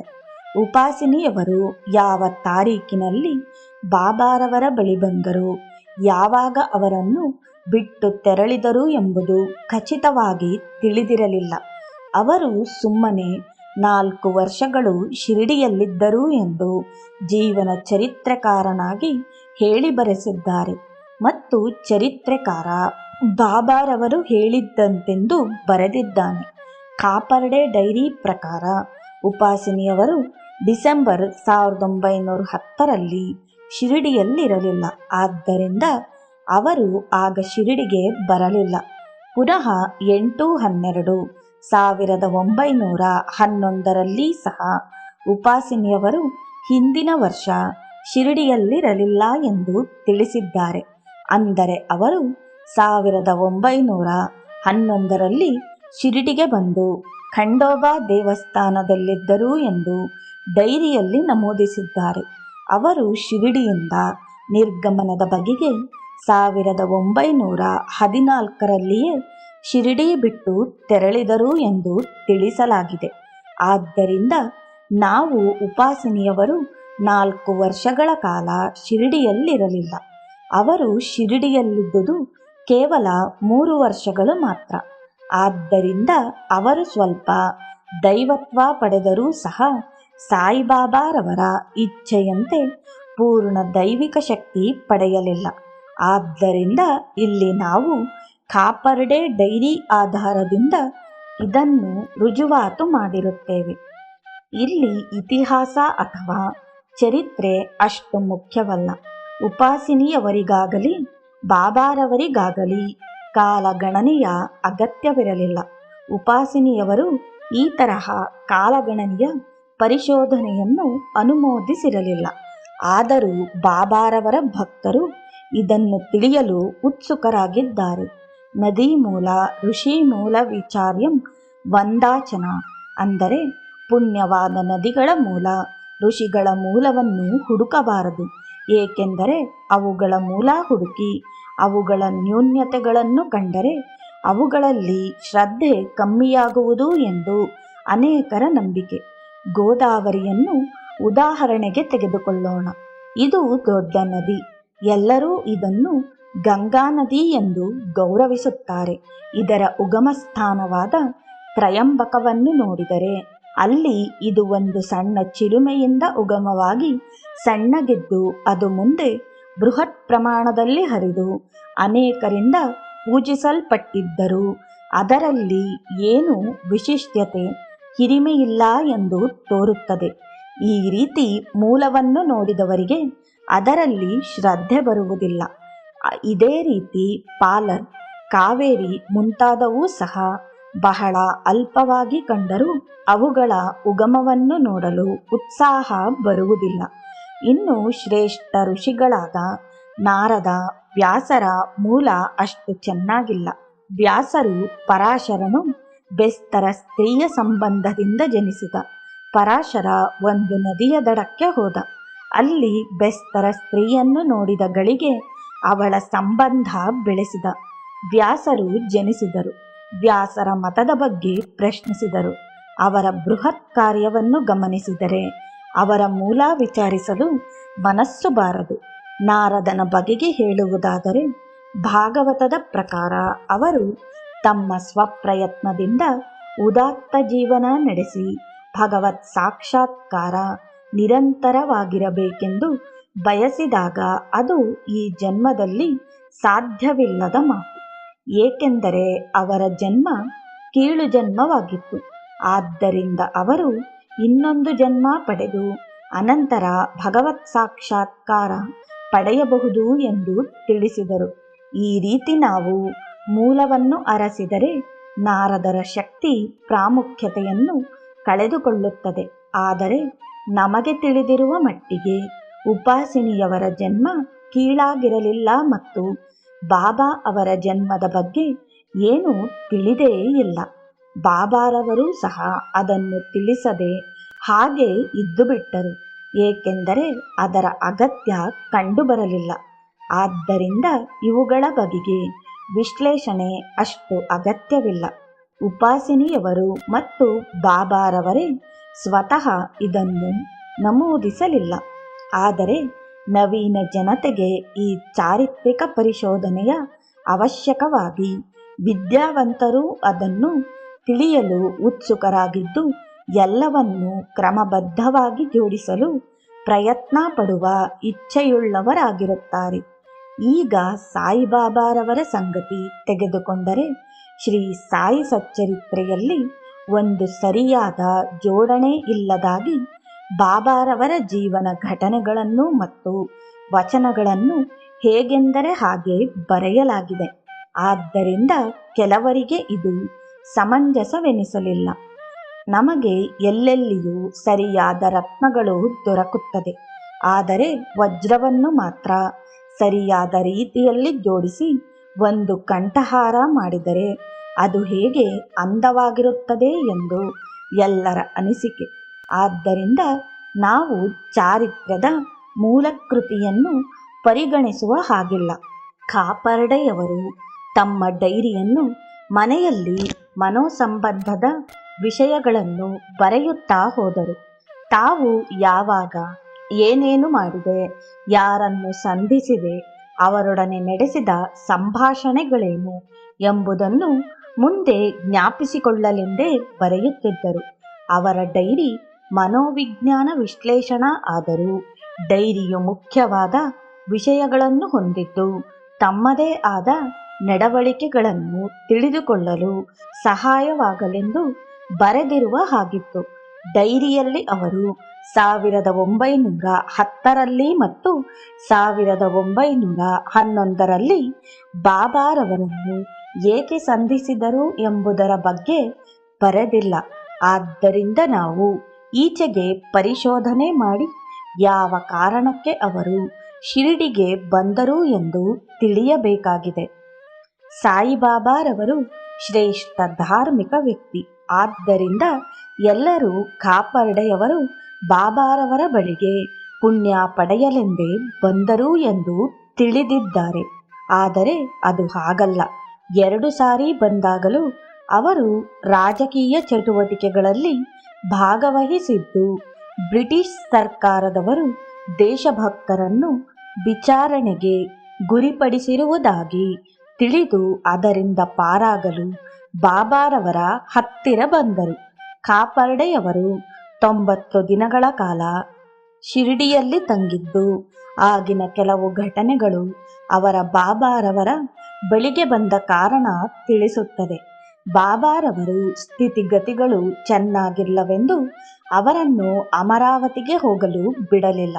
ಕಾಪರ್ಡೆಯವರನ್ನು ಸೆರೆ ಹಿಡಿಯಲು ಬಂದ ಗವರ್ನರ್ನನ್ನು ಬಾಬಾ ಭೇಟಿ ಮಾಡಿದ್ದು ಅವರ ಅಪಾಯ ದೂರವಿರಲಿಲ್ಲ. ಶಿಕ್ಷೆಗೆ ಗುರಿಯಾಗುವುದನ್ನು ಹೇಳಲು ಬಂದಿದ್ದ ಕಾಪರ್ಡೆಯವರು ಬಾಬಾರವರ ಭಾಷೆ ಬಹಳ ಸಾಂಕೇತಿಕವಾಗಿದ್ದು ವಿವರಿಸಲು ಸಾಧ್ಯವಿಲ್ಲ ಎಂದು ಬರೆದಿದ್ದಾರೆ.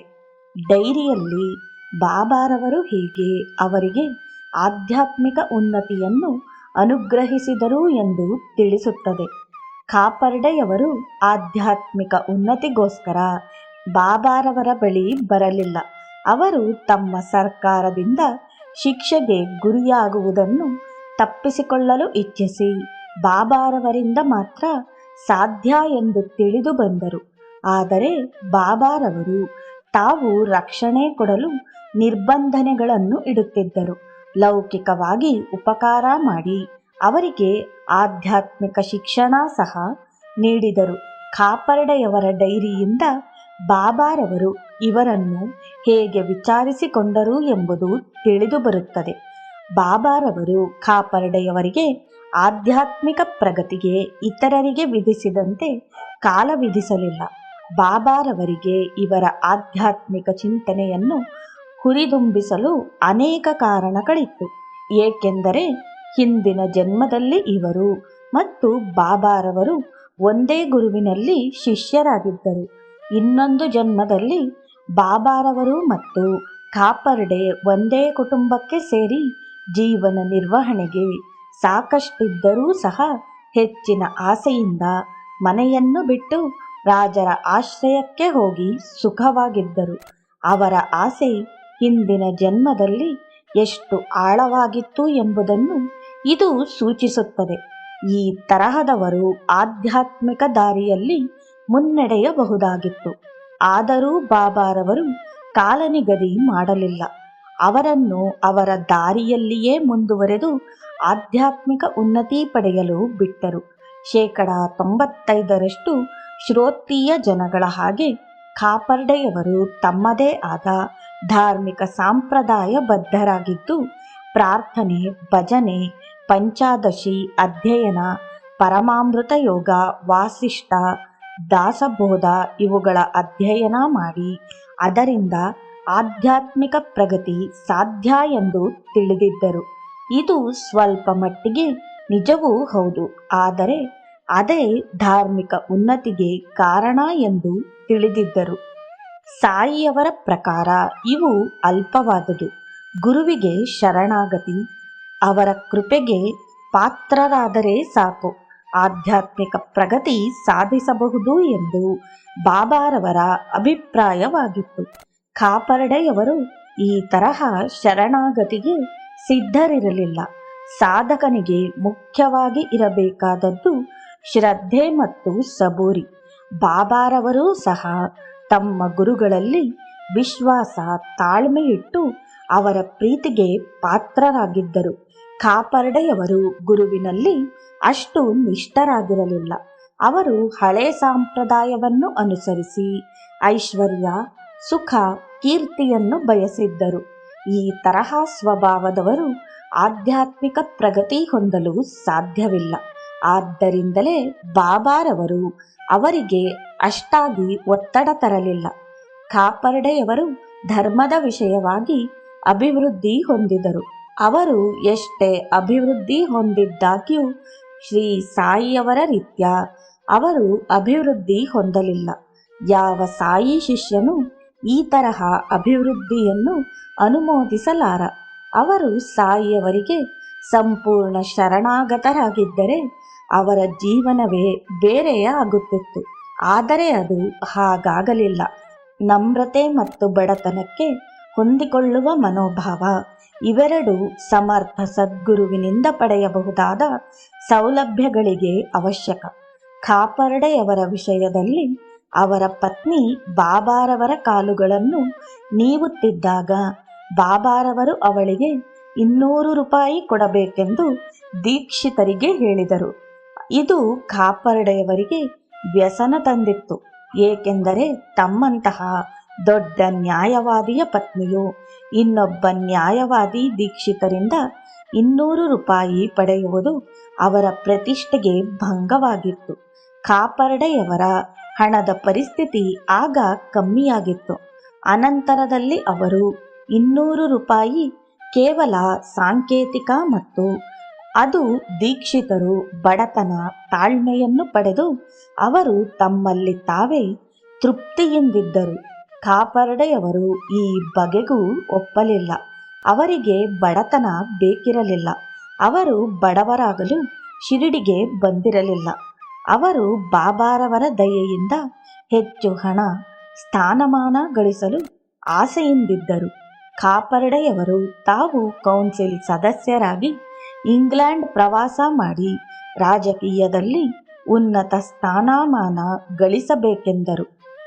ಶಿರಡಿಗೆ ಬಂದ ಭಕ್ತರು ಬಾಬಾರವರನ್ನು ನೋಡುತ್ತಿದ್ದಂತೆ ತಮ್ಮನ್ನೂ ನೋಡಬೇಕು ಎಂದು ಬಯಸಿದ್ದರು.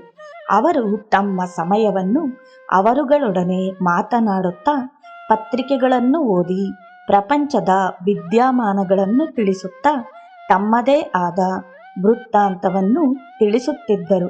ಮನೋವಿಜ್ಞ ವಿಶ್ಲೇಷಣಾಕಾರನು ಇವರ ಡೈರಿಯನ್ನು ಪರಾಮರ್ಶಿಸಿದರೆ ದೀಕ್ಷಿತರ ಮನೋಭಾವಕ್ಕೆ ಹೇಗೆ ವಿರುದ್ಧವಾಗಿತ್ತು ಎಂದು ತಿಳಿದುಬರುತ್ತದೆ.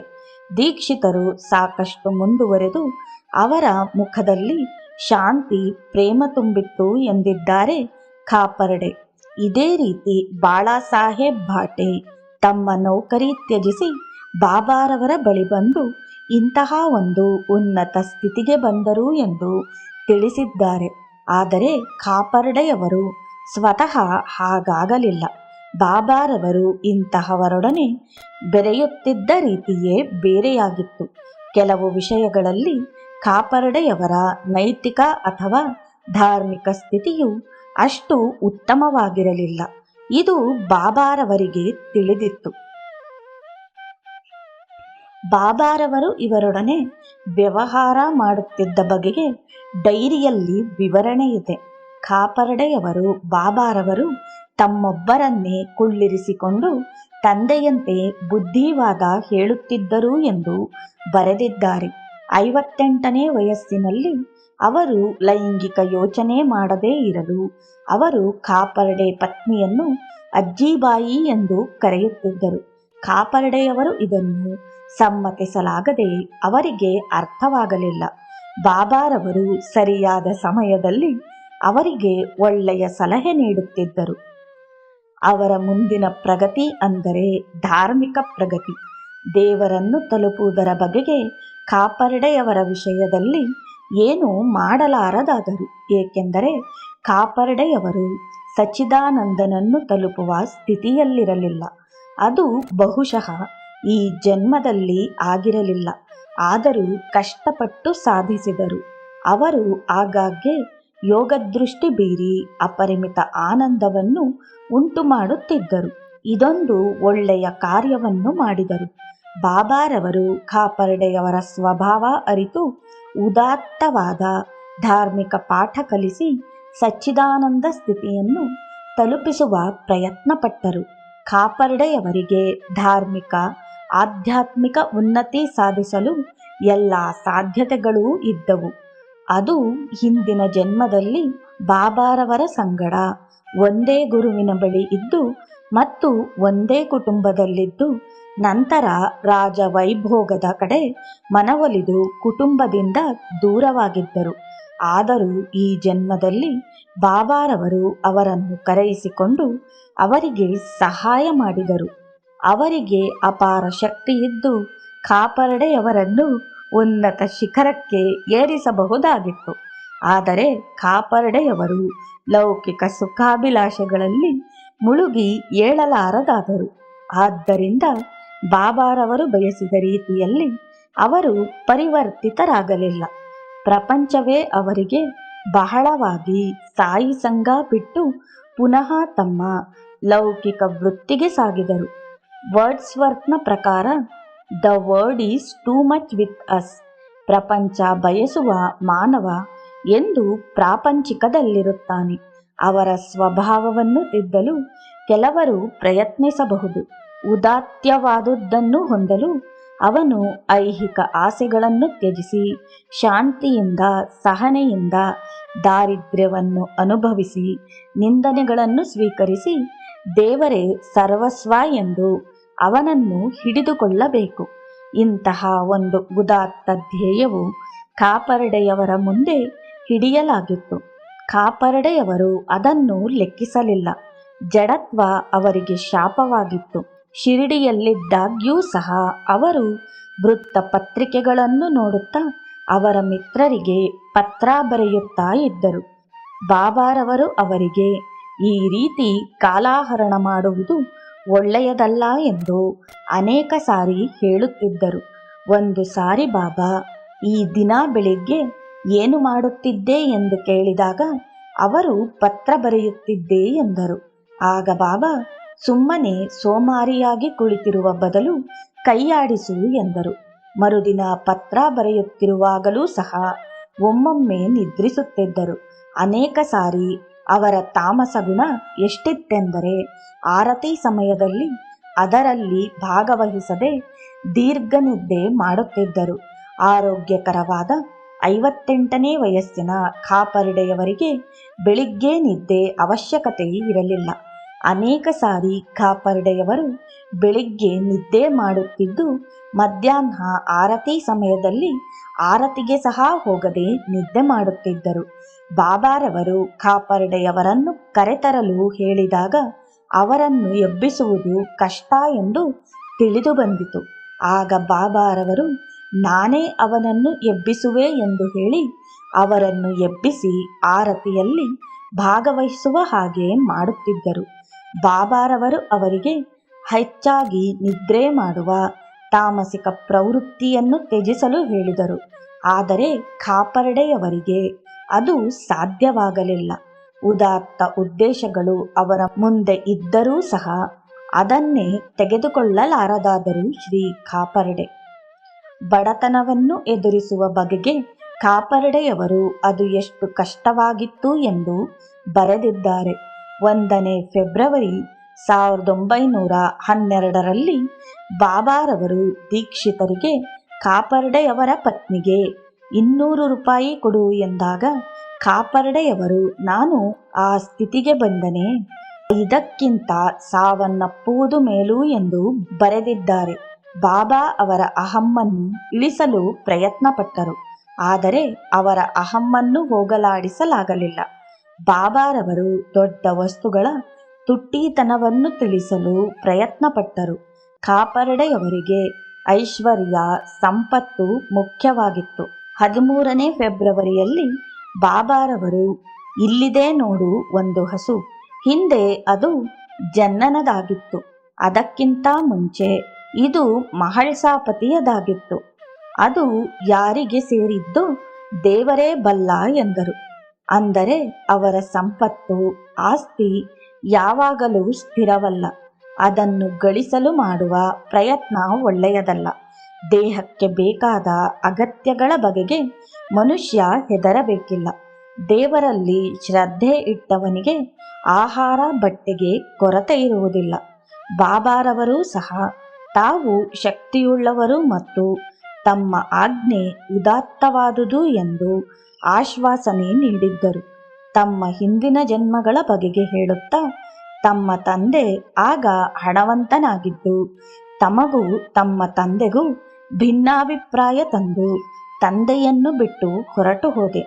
ದಾರಿಯಲ್ಲಿ ಅಪಾರವಾದ ಸಂಪತ್ತು ಸಿಕ್ಕಿತು. ಇದು ತಮ್ಮನ್ನು ಕೀಳು ದರ್ಜೆ ರಾಜಸಿಕ ತಾಮಸಿಕ ಜೀವಿಯಾದ ಸರ್ಪವನ್ನಾಗಿ ಮಾಡಿತು. ಅತಿ ಆಸೆಗೆ ದೊರಕಿದ ಫಲ ಇದೆ. ಅನಂತರ ಜಿಗುಪ್ಸೆ ಹೊಂದಿ ಸಂಪತ್ತನ್ನು ತ್ಯಜಿಸಿದೆ, ಮತ್ತೆ ಮಾನವನಾದೆ.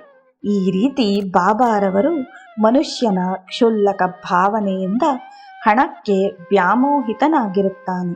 ಹಣವು ಬಹಳ ಕಾಲ ಇರಲಾರದು. ಕಾಪರ್ಡೆಯವರಿಗೆ ಐಶ್ವರ್ಯ ಹೇಗೆ ಪ್ರಾಪ್ತಿಯಾಗುತ್ತದೆ? ಯಾರಿಗೂ ಸಂತೋಷವನ್ನುಂಟು ಮಾಡದೆ ಅನೇಕ ಜನರಿಂದ ಸಹಾಯ ಪಡೆಯಬೇಕಾಗುತ್ತದೆ. ಇದೆಲ್ಲದಕ್ಕೂ ತಮ್ಮ ಕಾಲಕ್ಷುಲ್ಲಕ ವಿಷಯಗಳಿಗೆ ವ್ಯಯ ಮಾಡಬೇಕಾಗುತ್ತದೆ. ಬಾಬಾರವರು ಕಾಪರ್ಡೆಯವರಿಗೆ ದೇವರೊಬ್ಬನನ್ನು ಸೇವೆ ಮಾಡು ಎಂದು ಹೇಳಿ ಪುನಃ ದೇವರು ಕೊಡುವುದು ಬಹಳ ಕಾಲ ಬರುತ್ತದೆ, ಮಾನವ ಕೊಡುವುದು ಬಹಳ ಕಾಲ ಬರಲಾರದು. ಇದನ್ನು ಪದೇ ಪದೇ ಹೇಳುತ್ತಲೇ ಇದ್ದರು ಬಾಬಾ. ಆದರೆ ಕಾಪರ್ಡೆಯವರು ಇದರ ಕಡೆ ಗಮನ ಹರಿಸಲೇ ಇಲ್ಲ. ಇನ್ನೊಂದು ವಿಚಾರವನ್ನು ಡೈರಿಯಲ್ಲಿ ನಮೂದಿಸಿದೆ. ಕಾಂಚನ ವ್ಯಾಮೋಹವನ್ನು ತ್ಯಜಿಸುವುದರ ಜೊತೆಗೆ ಇನ್ನೊಂದು ಕಾಮಿನಿ ವ್ಯಾಮೋಹ. ಇದು ವಯಸ್ಸಾಗುತ್ತಿದ್ದಂತೆ ಕಡಿಮೆಯಾಗುತ್ತಾ ಹೋಗಬೇಕು. 58 ವರ್ಷಗಳ ನಂತರ ಶಾಸ್ತ್ರಗಳು ಮಾನವ ಗೃಹಸ್ಥಾಶ್ರಮ ತ್ಯಜಿಸಿ ವಾನಪ್ರಸ್ಥಾಶ್ರಮವನ್ನು ಸ್ವೀಕರಿಸಬೇಕು, ಅನಂತರ ಸನ್ಯಾಸ ಎಂದು ಹೇಳಿದೆ.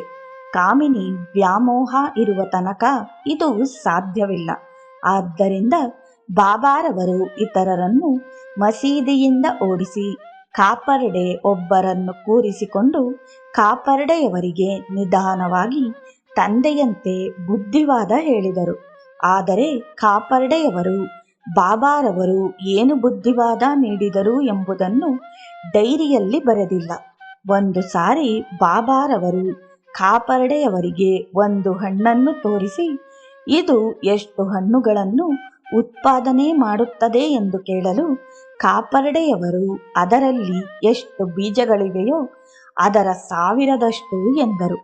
ಬಾಬಾರವರು ಸರಿ ಎಂದು ಸಸ್ಯವು ತನ್ನದೇ ಆದ ರೀತಿಯನ್ನು ಅನುಸರಿಸುತ್ತದೆ. ಆದರೆ ಸಸ್ಯವು ಸೃಷ್ಟಿಯ ಪುನರುತ್ಪತ್ತಿಯ ಮನಸ್ವಿಯಾಗಿರುತ್ತದೆ. ಆದರೆ ಮಾನವನಿಗೆ ತಡೆ ಇರುತ್ತದೆ ಮತ್ತು ಒಂದು ಘಟನೆ ಇರುತ್ತದೆ. ಆದರೆ ಬಾಬಾರವರು ಕಾಪರ್ಡೆಯವರ ಪತ್ನಿಯನ್ನು ಅಜ್ಜಿಬಾಯಿ ಎಂದಾಗ ಅದನ್ನು ಅರ್ಥ ಮಾಡಿಕೊಳ್ಳಲಿಲ್ಲ. ಅಜ್ಜಿಬಾಯಿ ಎಂದರೆ ದೊಡ್ಡ ಅಜ್ಜಿ, ಅಂದರೆ ವಯಸ್ಸಿನಲ್ಲಿ ಪುನರುತ್ಪತ್ತಿಯ ಪ್ರವೃತ್ತಿ ಇರಬಾರದು.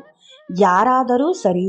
ಈ ಪಾಠದಿಂದ ಬಾಬಾರವರು ಕಾಪರ್ಡೆಯವರಿಗೆ ಪತ್ನಿಯನ್ನು ಪುನರುತ್ಪತ್ತಿಗೆ, ಲೈಂಗಿಕ ತೃಪ್ತಿಗೆ ಬಳಸದೆ ಆಧ್ಯಾತ್ಮಿಕ ಪ್ರಗತಿಗೆ ಬಾಳ ಸಂಗಾತಿಯನ್ನಾಗಿ ಮಾಡಿಕೊಳ್ಳಲು ಎಂದು ಗ್ರಹಿಸುವರು.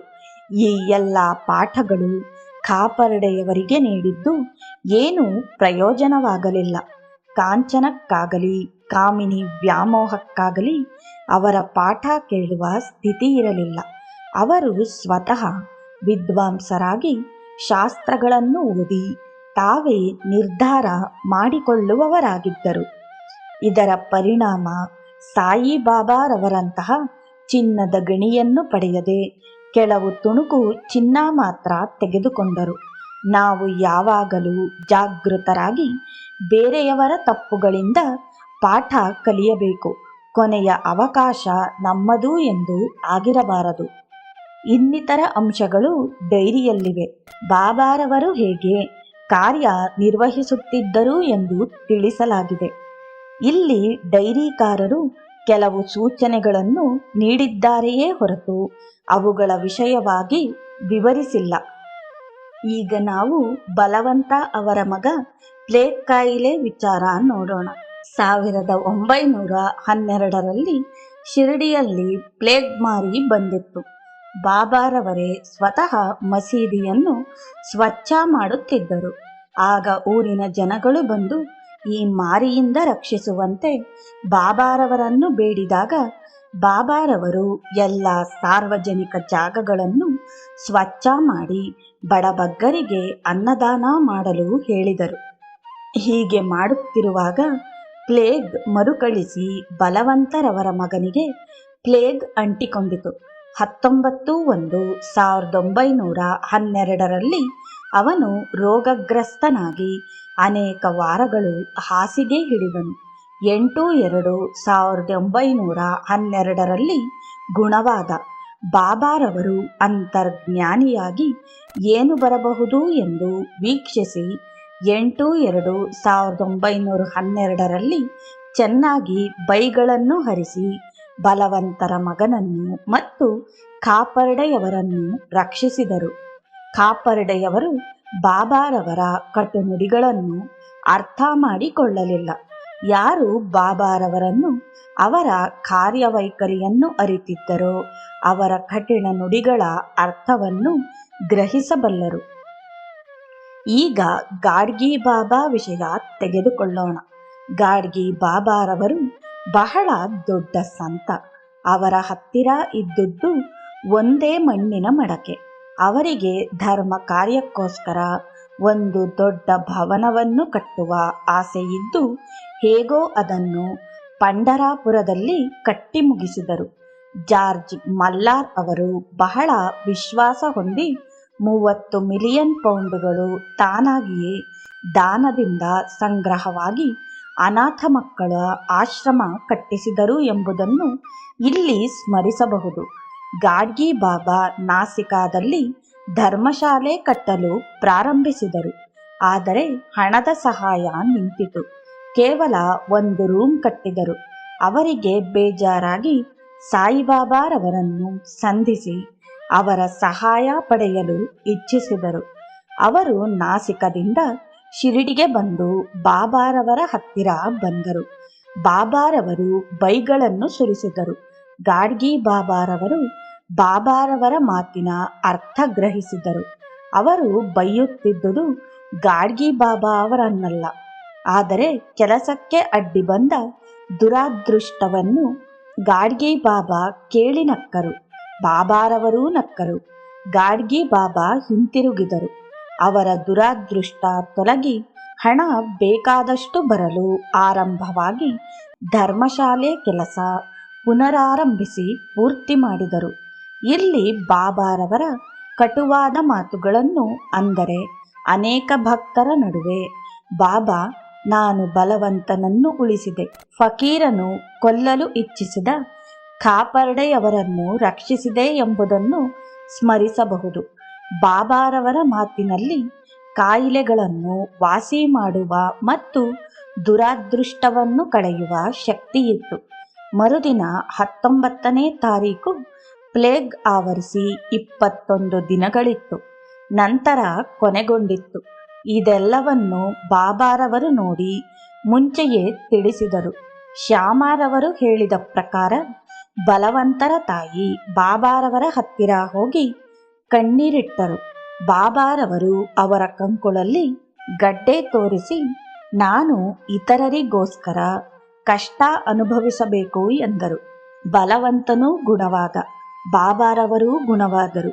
ಇಂತಹ ಸಂಗತಿಗಳು ನಮಗೆ ಬಾಬಾರವರ ಅಪಾರ ಶಕ್ತಿಯನ್ನು ಗ್ರಹಿಸಿ ಅವರನ್ನು ಹೊಗಳುವ ಹಾಗೆ ಮಾಡಿ ಶೇಜಾರತಿಯಲ್ಲಿ ಪ್ರತಿ ರಾತ್ರಿ ಗುಣಗಾನ ಮಾಡುತ್ತೇವೆ. ಅದು ಈ ರೀತಿ ಇದೆ. ರಂಜಿವಿಸೀತೋ ಮಧುರೋ ಬುಲಾನಿ ಮಾಯಾ ಜಸಿ ನಿಜಮುಲಾ ಹೋ, ಭೋಗೀಸಿ ವ್ಯಾಧಿ ತೂಚಾ ಹರುನಿಯ ನಿಜ ಸೇವಕ ಧುಕ್ಕಾಲಾ ಹೋ, ಠಾವುನಿ ಭಕ್ತ ವ್ಯಸನ ಹರಸಿ ದರ್ಶನ ದೇಸಿ ತ್ಯಾಲಾ ಹೋ, ಝೂಲೆ ಅಸತಿಲ ಕಷ್ಟ ಅತಿಶಯ ತುಮುಚೆ ಯಾ ದೇಹಾಲಾ ಹೋ, ಜಯ ಜಯ ಸಾಯಿನಾಥ. ಅಂದರೆ ತಾಯಿ ತನ್ನ ಪುಟ್ಟ ಮಗುವನ್ನು ಮಧುರವಾದ ಮಾತುಗಳಿಂದ ಸಂತಸಪಡಿಸುವಳೋ ಅಂತೆಯೇ ನೀನು ಭಕ್ತರನ್ನು ಆನಂದಪಡಿಸುವೆ.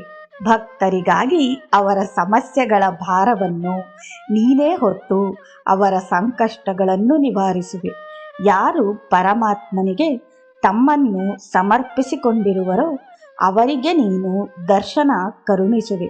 ನಿಜಕ್ಕೂ ನಿನ್ನ ಶರೀರದಲ್ಲಿ ನೀನು ಅತಿಶಯ ಶಾಪಕ್ಕೊಳಗಾಗಿರಬೇಕು. ಖಾಪರ್ಡೆ ಡೈರಿಯಲ್ಲಿ ಬರೆದಿರುವಂತೆ ಇಂತಹ ಒಂದು ಅಪ್ರತಿಮ ಶಕ್ತಿ ಮತ್ತು ದಯೆಯೇ ಸಾಕು. ಎಲ್ಲವನ್ನೂ ತ್ಯಜಿಸಿ ಬಾಬಾರವರಲ್ಲಿ ಅನುರಕ್ತರಾಗುವುದಕ್ಕೆ ಬಾಬಾರವರು ಅವರ ಶಕ್ತಿ ತೋರಿದರು. ಪಾಟೀಲರುಗಳು ತಮ್ಮ ತಮ್ಮಲ್ಲಿ ಜಗಳವಾಡುತ್ತಿರುವಾಗ ಬಾಬಾರವರು ಮಸೀದಿಯಲ್ಲಿಯೇ ಕುಳಿತು ಹೊಡೆಯಬೇಡ ಎಂದು ಹೇಳಿ ಜಗಳ ತಪ್ಪಿಸಿದರು. ಹೀಗೆ ಅವರು ಅನೇಕ ಜನರ ಮನಸ್ಸನ್ನು, ಅಂದರೆ ಸರ್ಕಾರದ ಸದಸ್ಯರು, ಗವರ್ನರ್ ಮತ್ತು ಮ್ಯಾಜಿಸ್ಟ್ರೇಟ್ ಅವರ ಮನಸ್ಸನ್ನು ನಿಯಂತ್ರಿಸಿ ಅವರನ್ನು ರಕ್ಷಿಸಿದರು. ಖಾಪರ್ಡೆಯವರು ತಮ್ಮ ಡೈರಿಯಲ್ಲಿ ಬಾಬಾರವರ ಅಪಾರ ಶಕ್ತಿ, ಜನಗಳಿಗೆ ಸಹಾಯ ಮಾಡುವ ಸ್ವಭಾವಕ್ಕೆ ಸಾಕಷ್ಟು ನಿದರ್ಶನ ನೀಡಿದೆ. ಖಾಪರ್ಡೆಯವರು ಶಾಸ್ತ್ರಗಳಲ್ಲಿ ಮತ್ತು ಆಧ್ಯಾತ್ಮಿಕ ವಿದ್ಯೆಯಲ್ಲಿ ಪಾರಂಗತರಾಗಿದ್ದರು. ಅವರೇನು ಹೇಳುತ್ತಾರೆ? ಜೀವನದ ಧ್ಯೇಯ ಗುರಿಯು ಬ್ರಹ್ಮಾನಂದವನ್ನು ತಲುಪುವುದಾಗಿ ಯಾವ ಒಂದು ಬಾಹ್ಯ ಸಂಬಂಧವಾಗಲಿ, ಯಾವುದೇ ಬಾಹ್ಯ ವಸ್ತುವಿನಿಂದಾಗಲಿ ಅಲ್ಲ, ಅದು ನಮ್ಮಲ್ಲಿರುವ ಆತ್ಮದಿಂದ ಮಾತ್ರ. ಬಾಬಾರವರು ತಾವೇ ಸ್ವತಃ ಬ್ರಹ್ಮಜ್ಞಾನಿ ಎಂಬುದಕ್ಕೆ ಪುರಾವೆಗಳನ್ನು ನೀಡಿದ್ದಾರೆ. ಅವರು ಪರಮಾನಂದರಾಗಿ ಇತರರನ್ನು ಆ ಸ್ಥಿತಿಗೆ ತರಬಲ್ಲವರಾಗಿದ್ದರು. ಈ ಪರಮಾನಂದ ಬಾಹ್ಯದ ಮೇಲೆ ಆಧಾರಿತವಾಗಿರದೆ ಖಾಪರ್ಡೆಯವರಿಗೆ ಯೋಗದೃಷ್ಟಿಯಿಂದಲೇ ಅವರ ಮನಸ್ಸನ್ನು ಮಾರ್ಪಡಿಸುವ ಯತ್ನ ಸಾಗಿತ್ತು.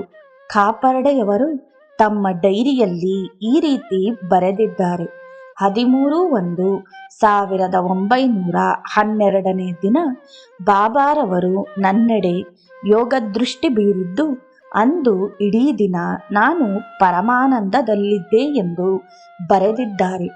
ಆದರೆ ಇವೆಲ್ಲವೂ ಖಾಪರ್ಡೆಯವರ ವಿಷಯದಲ್ಲಿ ನಿರರ್ಥಕವಾಗಿ ಬ್ರಹ್ಮನ ಆಕರ್ಷಣೆಗಿಂತ ಪ್ರಾಪಂಚಿಕ ಆಕರ್ಷಣೆಯೇ ಬಲವಾಗಿತ್ತು.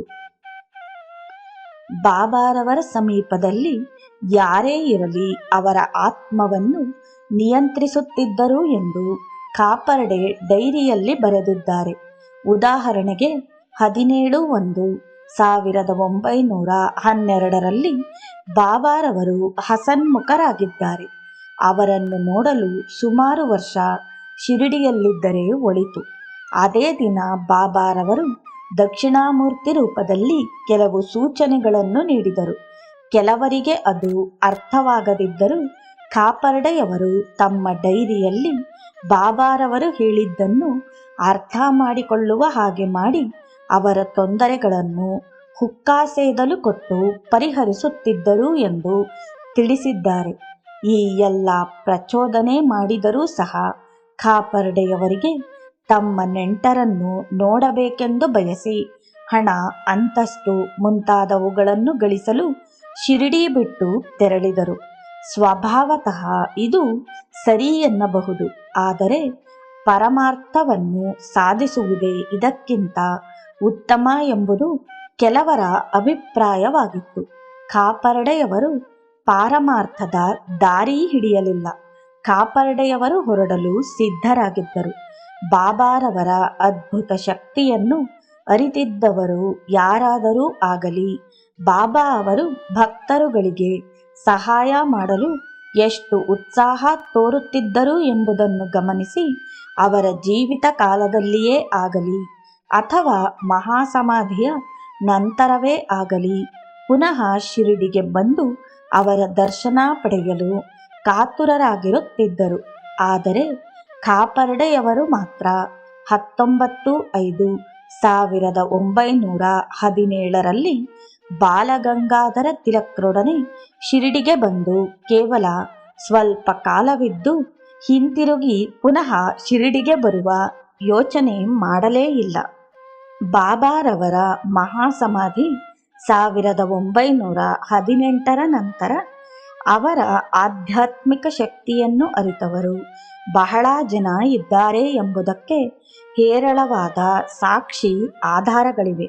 ಆದರೆ ಕಾಪರ್ಡೆಯವರು ಮಾತ್ರ ಬಾಬಾರವರನ್ನು ಧಾರ್ಮಿಕವಾದ ಅಂತರಾತ್ಮ ಸ್ಥಿತಿಯಲ್ಲಿ ನೋಡಲು ಯೋಚನೆ ಮಾಡಲೇ ಇಲ್ಲ. ಕಾರಣ ಸ್ಪಷ್ಟವಾಗಿದೆ. ಪ್ರಪಂಚ ನಮ್ಮೊಡನೆ ಯಾವಾಗಲೂ ಇರುತ್ತದೆ. ನಾವು ಪ್ರಪಂಚವನ್ನು ಹೇಗೆ ಬಿಡಲಾರೆವೋ ಹಾಗೆಯೇ ಪ್ರಪಂಚವೂ ನಮ್ಮನ್ನು ಬಿಡಲಾರದು. ಇದೊಂದು ಕೊನೆಯಿಲ್ಲದ ವೃತ್ತ. ಈ ಡೈರಿಯಿಂದ ತಿಳಿಯಬಹುದಾದುದೇ ಈ ಮುಖ್ಯ ಅಂಶ. ಆದರೂ ಕಾಪರ್ಡೆಯವರ ನೈತಿಕ ಮತ್ತು ಧಾರ್ಮಿಕ ಮಟ್ಟ ಕೀಳಾಗಿರಲಿಲ್ಲ. ಅವರು ತೇಜಸ್ವಿಯಾಗಿ ಕ್ಷೌತ್ರಿಯ ವೃತ್ತದಲ್ಲಿ ಉದಾತ್ತ ಸ್ಥಿತಿ ಹೊಂದಿ ರಾಜಕೀಯ ಸಂಘ ತ್ಯಜಿಸಿ ಜೀವನದ ಅನೇಕ ನಡಿಗೆಗಳಲ್ಲಿ ವಿಜಯ ಸಾಧಿಸಿದರು. ಬಾಬಾರವರ ಸೇವೆಗೆ ಅವರು ಮಾಡಿದ ಇನ್ನೊಂದು ವಿಷಯ ಹೀಗಿದೆ. ಬಾಲಗಂಗಾಧರ ತಿಲಕ್ರನ್ನು 1917ರಂದು ಶಿರಡಿಗೆ ಕರೆತರಲು ಕಾರಣರಾದವರು ಬಹುಶಃ ಕಾಪರ್ಡೆಯವರೇ ಎನ್ನಬಹುದು. ಇದು ನಿಸ್ಸಂದೇಹವಾಗಿ ಬಾಬಾರವರ ದರ್ಬಾರಿಗೆ ಮೆರುಗು ನೀಡಿತು.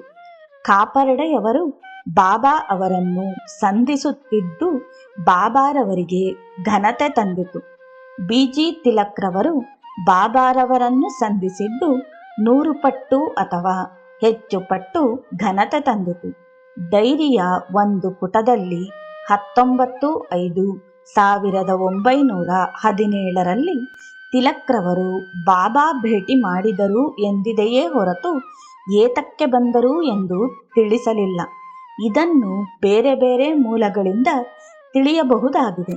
ತಿಲಕ್ರವರು ಆಧ್ಯಾತ್ಮಿಕ ಮತ್ತು ಧಾರ್ಮಿಕ ಅಧ್ಯಯನದಲ್ಲಿ ಕಾಪರ್ಡೆಯವರಿಗಿಂತ ಮೇಲಾಗಿದ್ದು ಅವರ ಗೀತಾ ರಹಸ್ಯವನ್ನು ಬಾಬಾ ಅವರಿಗೆ ತೋರಿಸಿದಾಗ ಬಾಬಾರವರೇ ಸ್ವತಃ ತಮ್ಮ ಭಕ್ತರಿಗೆ ಅದನ್ನು ಓದುತ್ತಾ ಇರಲು ಹೇಳಿದರು. ಇಂತಹ ಮನುಷ್ಯ ಬಾಬಾರವರನ್ನು ಸಂಧಿಸಿದಾಗ ಅದು ಆಧ್ಯಾತ್ಮಿಕ ಕಾರಣದಿಂದಲ್ಲ. ತಿಲಕ್ರವರು ಬಾಬಾರವರ ಬಳಿ ಬಂದು ಅವರೊಂದಿಗೆ ಚರ್ಚಿಸುತ್ತಾ ಒಂದು ಹಂತದಲ್ಲಿ ಭಾರತದ ಸ್ವಾತಂತ್ರ್ಯ ಸಂಗ್ರಾಮದಲ್ಲಿ ತಾವು ಅನುಸರಿಸುತ್ತಿರುವ ಮಾರ್ಗದಿಂದ ಯಶಸ್ಸು ದೊರಕುವುದೇ ಎಂದು ಕೇಳಿದಾಗ ಬಾಬಾ ಅದನ್ನು ನೇರವಾಗಿ ಉತ್ತರಿಸದೆ, ನೀವು ಈಗಾಗಲೇ ವೃದ್ಧರಾಗಿದ್ದೀರಿ, ಈ ವಯಸ್ಸಿನಲ್ಲಿ ನಿಮಗೆ ವಿಶ್ರಾಂತಿ ಅಗತ್ಯ, ಅದು ಉತ್ತಮ ಎಂದು ಬೇರೆ ರೀತಿಯಲ್ಲಿ ಉತ್ತರಿಸಿದರು. ಇದು ಅರ್ಥವತ್ತಾಗಿದೆ. ತಿಲಕರು 1920ರಲ್ಲಿ ತೀರಿಕೊಳ್ಳುವವರಾಗಿದ್ದರು. ಅವರು ರಾಜಕೀಯದಿಂದ ನಿವೃತ್ತರಾಗಿ ತಮ್ಮ ಆಧ್ಯಾತ್ಮಿಕ ಉನ್ನತಿಗೆ ಪ್ರಯತ್ನಿಸುವ ಕಾಲವಾಗಿತ್ತು. ರಾಜಕೀಯ ಉದ್ದೇಶವು ಕೊನೆಗಾಣಬೇಕಿತ್ತು. ಶೀಘ್ರವೇ ರಾಷ್ಟ್ರೀಯ ಮಟ್ಟದಲ್ಲಿ ಸ್ವರಾಜ್ಯ ಪಡೆಯುವ ಚಳುವಳಿಯನ್ನು ಮಹಾತ್ಮ ಗಾಂಧಿ ಆರಂಭಿಸಿದ್ದರು. ಅವರ ರೀತಿಯನ್ನು ಮಹಮ್ಮದೀಯರು, ಹಿಂದೂಗಳು ಅನುಮೋದಿಸಿದ್ದರೆ ಅವರ ಯಶಸ್ಸು ಬಾಲಗಂಗಾಧರನಾಥ ತಿಲಕ್ರ ಯಶಸ್ಸಿಗಿಂತ ಹೆಚ್ಚಾಗಿತ್ತು. ಹಿಟ್ಲರನ್ನು ಬ್ರಿಟಿಷ್ ಸಾಮ್ರಾಜ್ಯದ ವಿರುದ್ಧ ಹೋರಾಡುತ್ತಿದ್ದಾಗ ಬ್ರಿಟಿಷರ ಮೇಲೆ ಒತ್ತಡ ಜಾಸ್ತಿಯಾಗಿತ್ತು. ರಷ್ಯಾ, ಅಮೆರಿಕ ಮುಂತಾದ ರಾಷ್ಟ್ರಗಳು ಭಾರತದ ಪರ ಇದ್ದು ಚರ್ಚಿಲರಿಗೆ ಭಾರತಕ್ಕೆ ಸ್ವಾತಂತ್ರ್ಯ ನೀಡುವ ಬಗೆಗೆ ಒತ್ತಾಯ ತಂದವು. ಆದ್ದರಿಂದ ಬಾಬಾರವರು ಭಾರತದ ಭವಿಷ್ಯ ಓರ್ವ ನಾಯಕನ ಕೈಲಿದೆ ಎಂದು ಮನಗಂಡೆ ತಿಲಕರಿಗೆ ಈ ರೀತಿ ಹೇಳಿದರು. ತಿಲಕರಿಗೆ ಈ ಮಾತು ತಿಳಿಯಲಿಲ್ಲ. ಬಾಬಾರವರಿಗೆ ಭವಿಷ್ಯ ತಿಳಿದಿತ್ತು. ಈ ರಾಜಕೀಯ ಚಳುವಳಿಯನ್ನು ಸುಭದ್ರವಾಗಿ ಮಹಾತ್ಮ ಗಾಂಧಿಯವರಿಗೆ ಬಿಟ್ಟು ತಾವು ರಾಜಕೀಯದಿಂದ ನಿವೃತ್ತರಾಗಿ ಆಧ್ಯಾತ್ಮಿಕ ವಲಯಗಳಲ್ಲಿ ತಮ್ಮ ಜೀವನ ಸಾಗಿಸಬೇಕೆಂಬುದೇ ಬಾಬಾರವರ ಅಭಿಪ್ರಾಯವಾಗಿತ್ತು. ಆದರೆ ಇದನ್ನು ಡೈರಿಯಲ್ಲಿ ಬರೆದಿಲ್ಲ. ಹೇಗಾದರೂ ಆಗಲಿ, ಕಾಪರ್ಡೆಯವರ ಡೈರಿಯು ಅಮೂಲ್ಯವಾದ ಸಂಗ್ರಹ. ನಾವು ಅವರಿಗೆ ಆಭಾರಿ. ಇಲ್ಲಿಗೆ ಭಾಗ 2ರ 7ನೇ ಅಧ್ಯಾಯವು ಸಮಾಪ್ತಿಯಾಯಿತು. ಶ್ರೀ ಸಮರ್ಥ ಸದ್ಗುರು ಸಾಯಿನಾಥ್ ಮಹಾರಾಜ್ ಕಿ ಜೈ.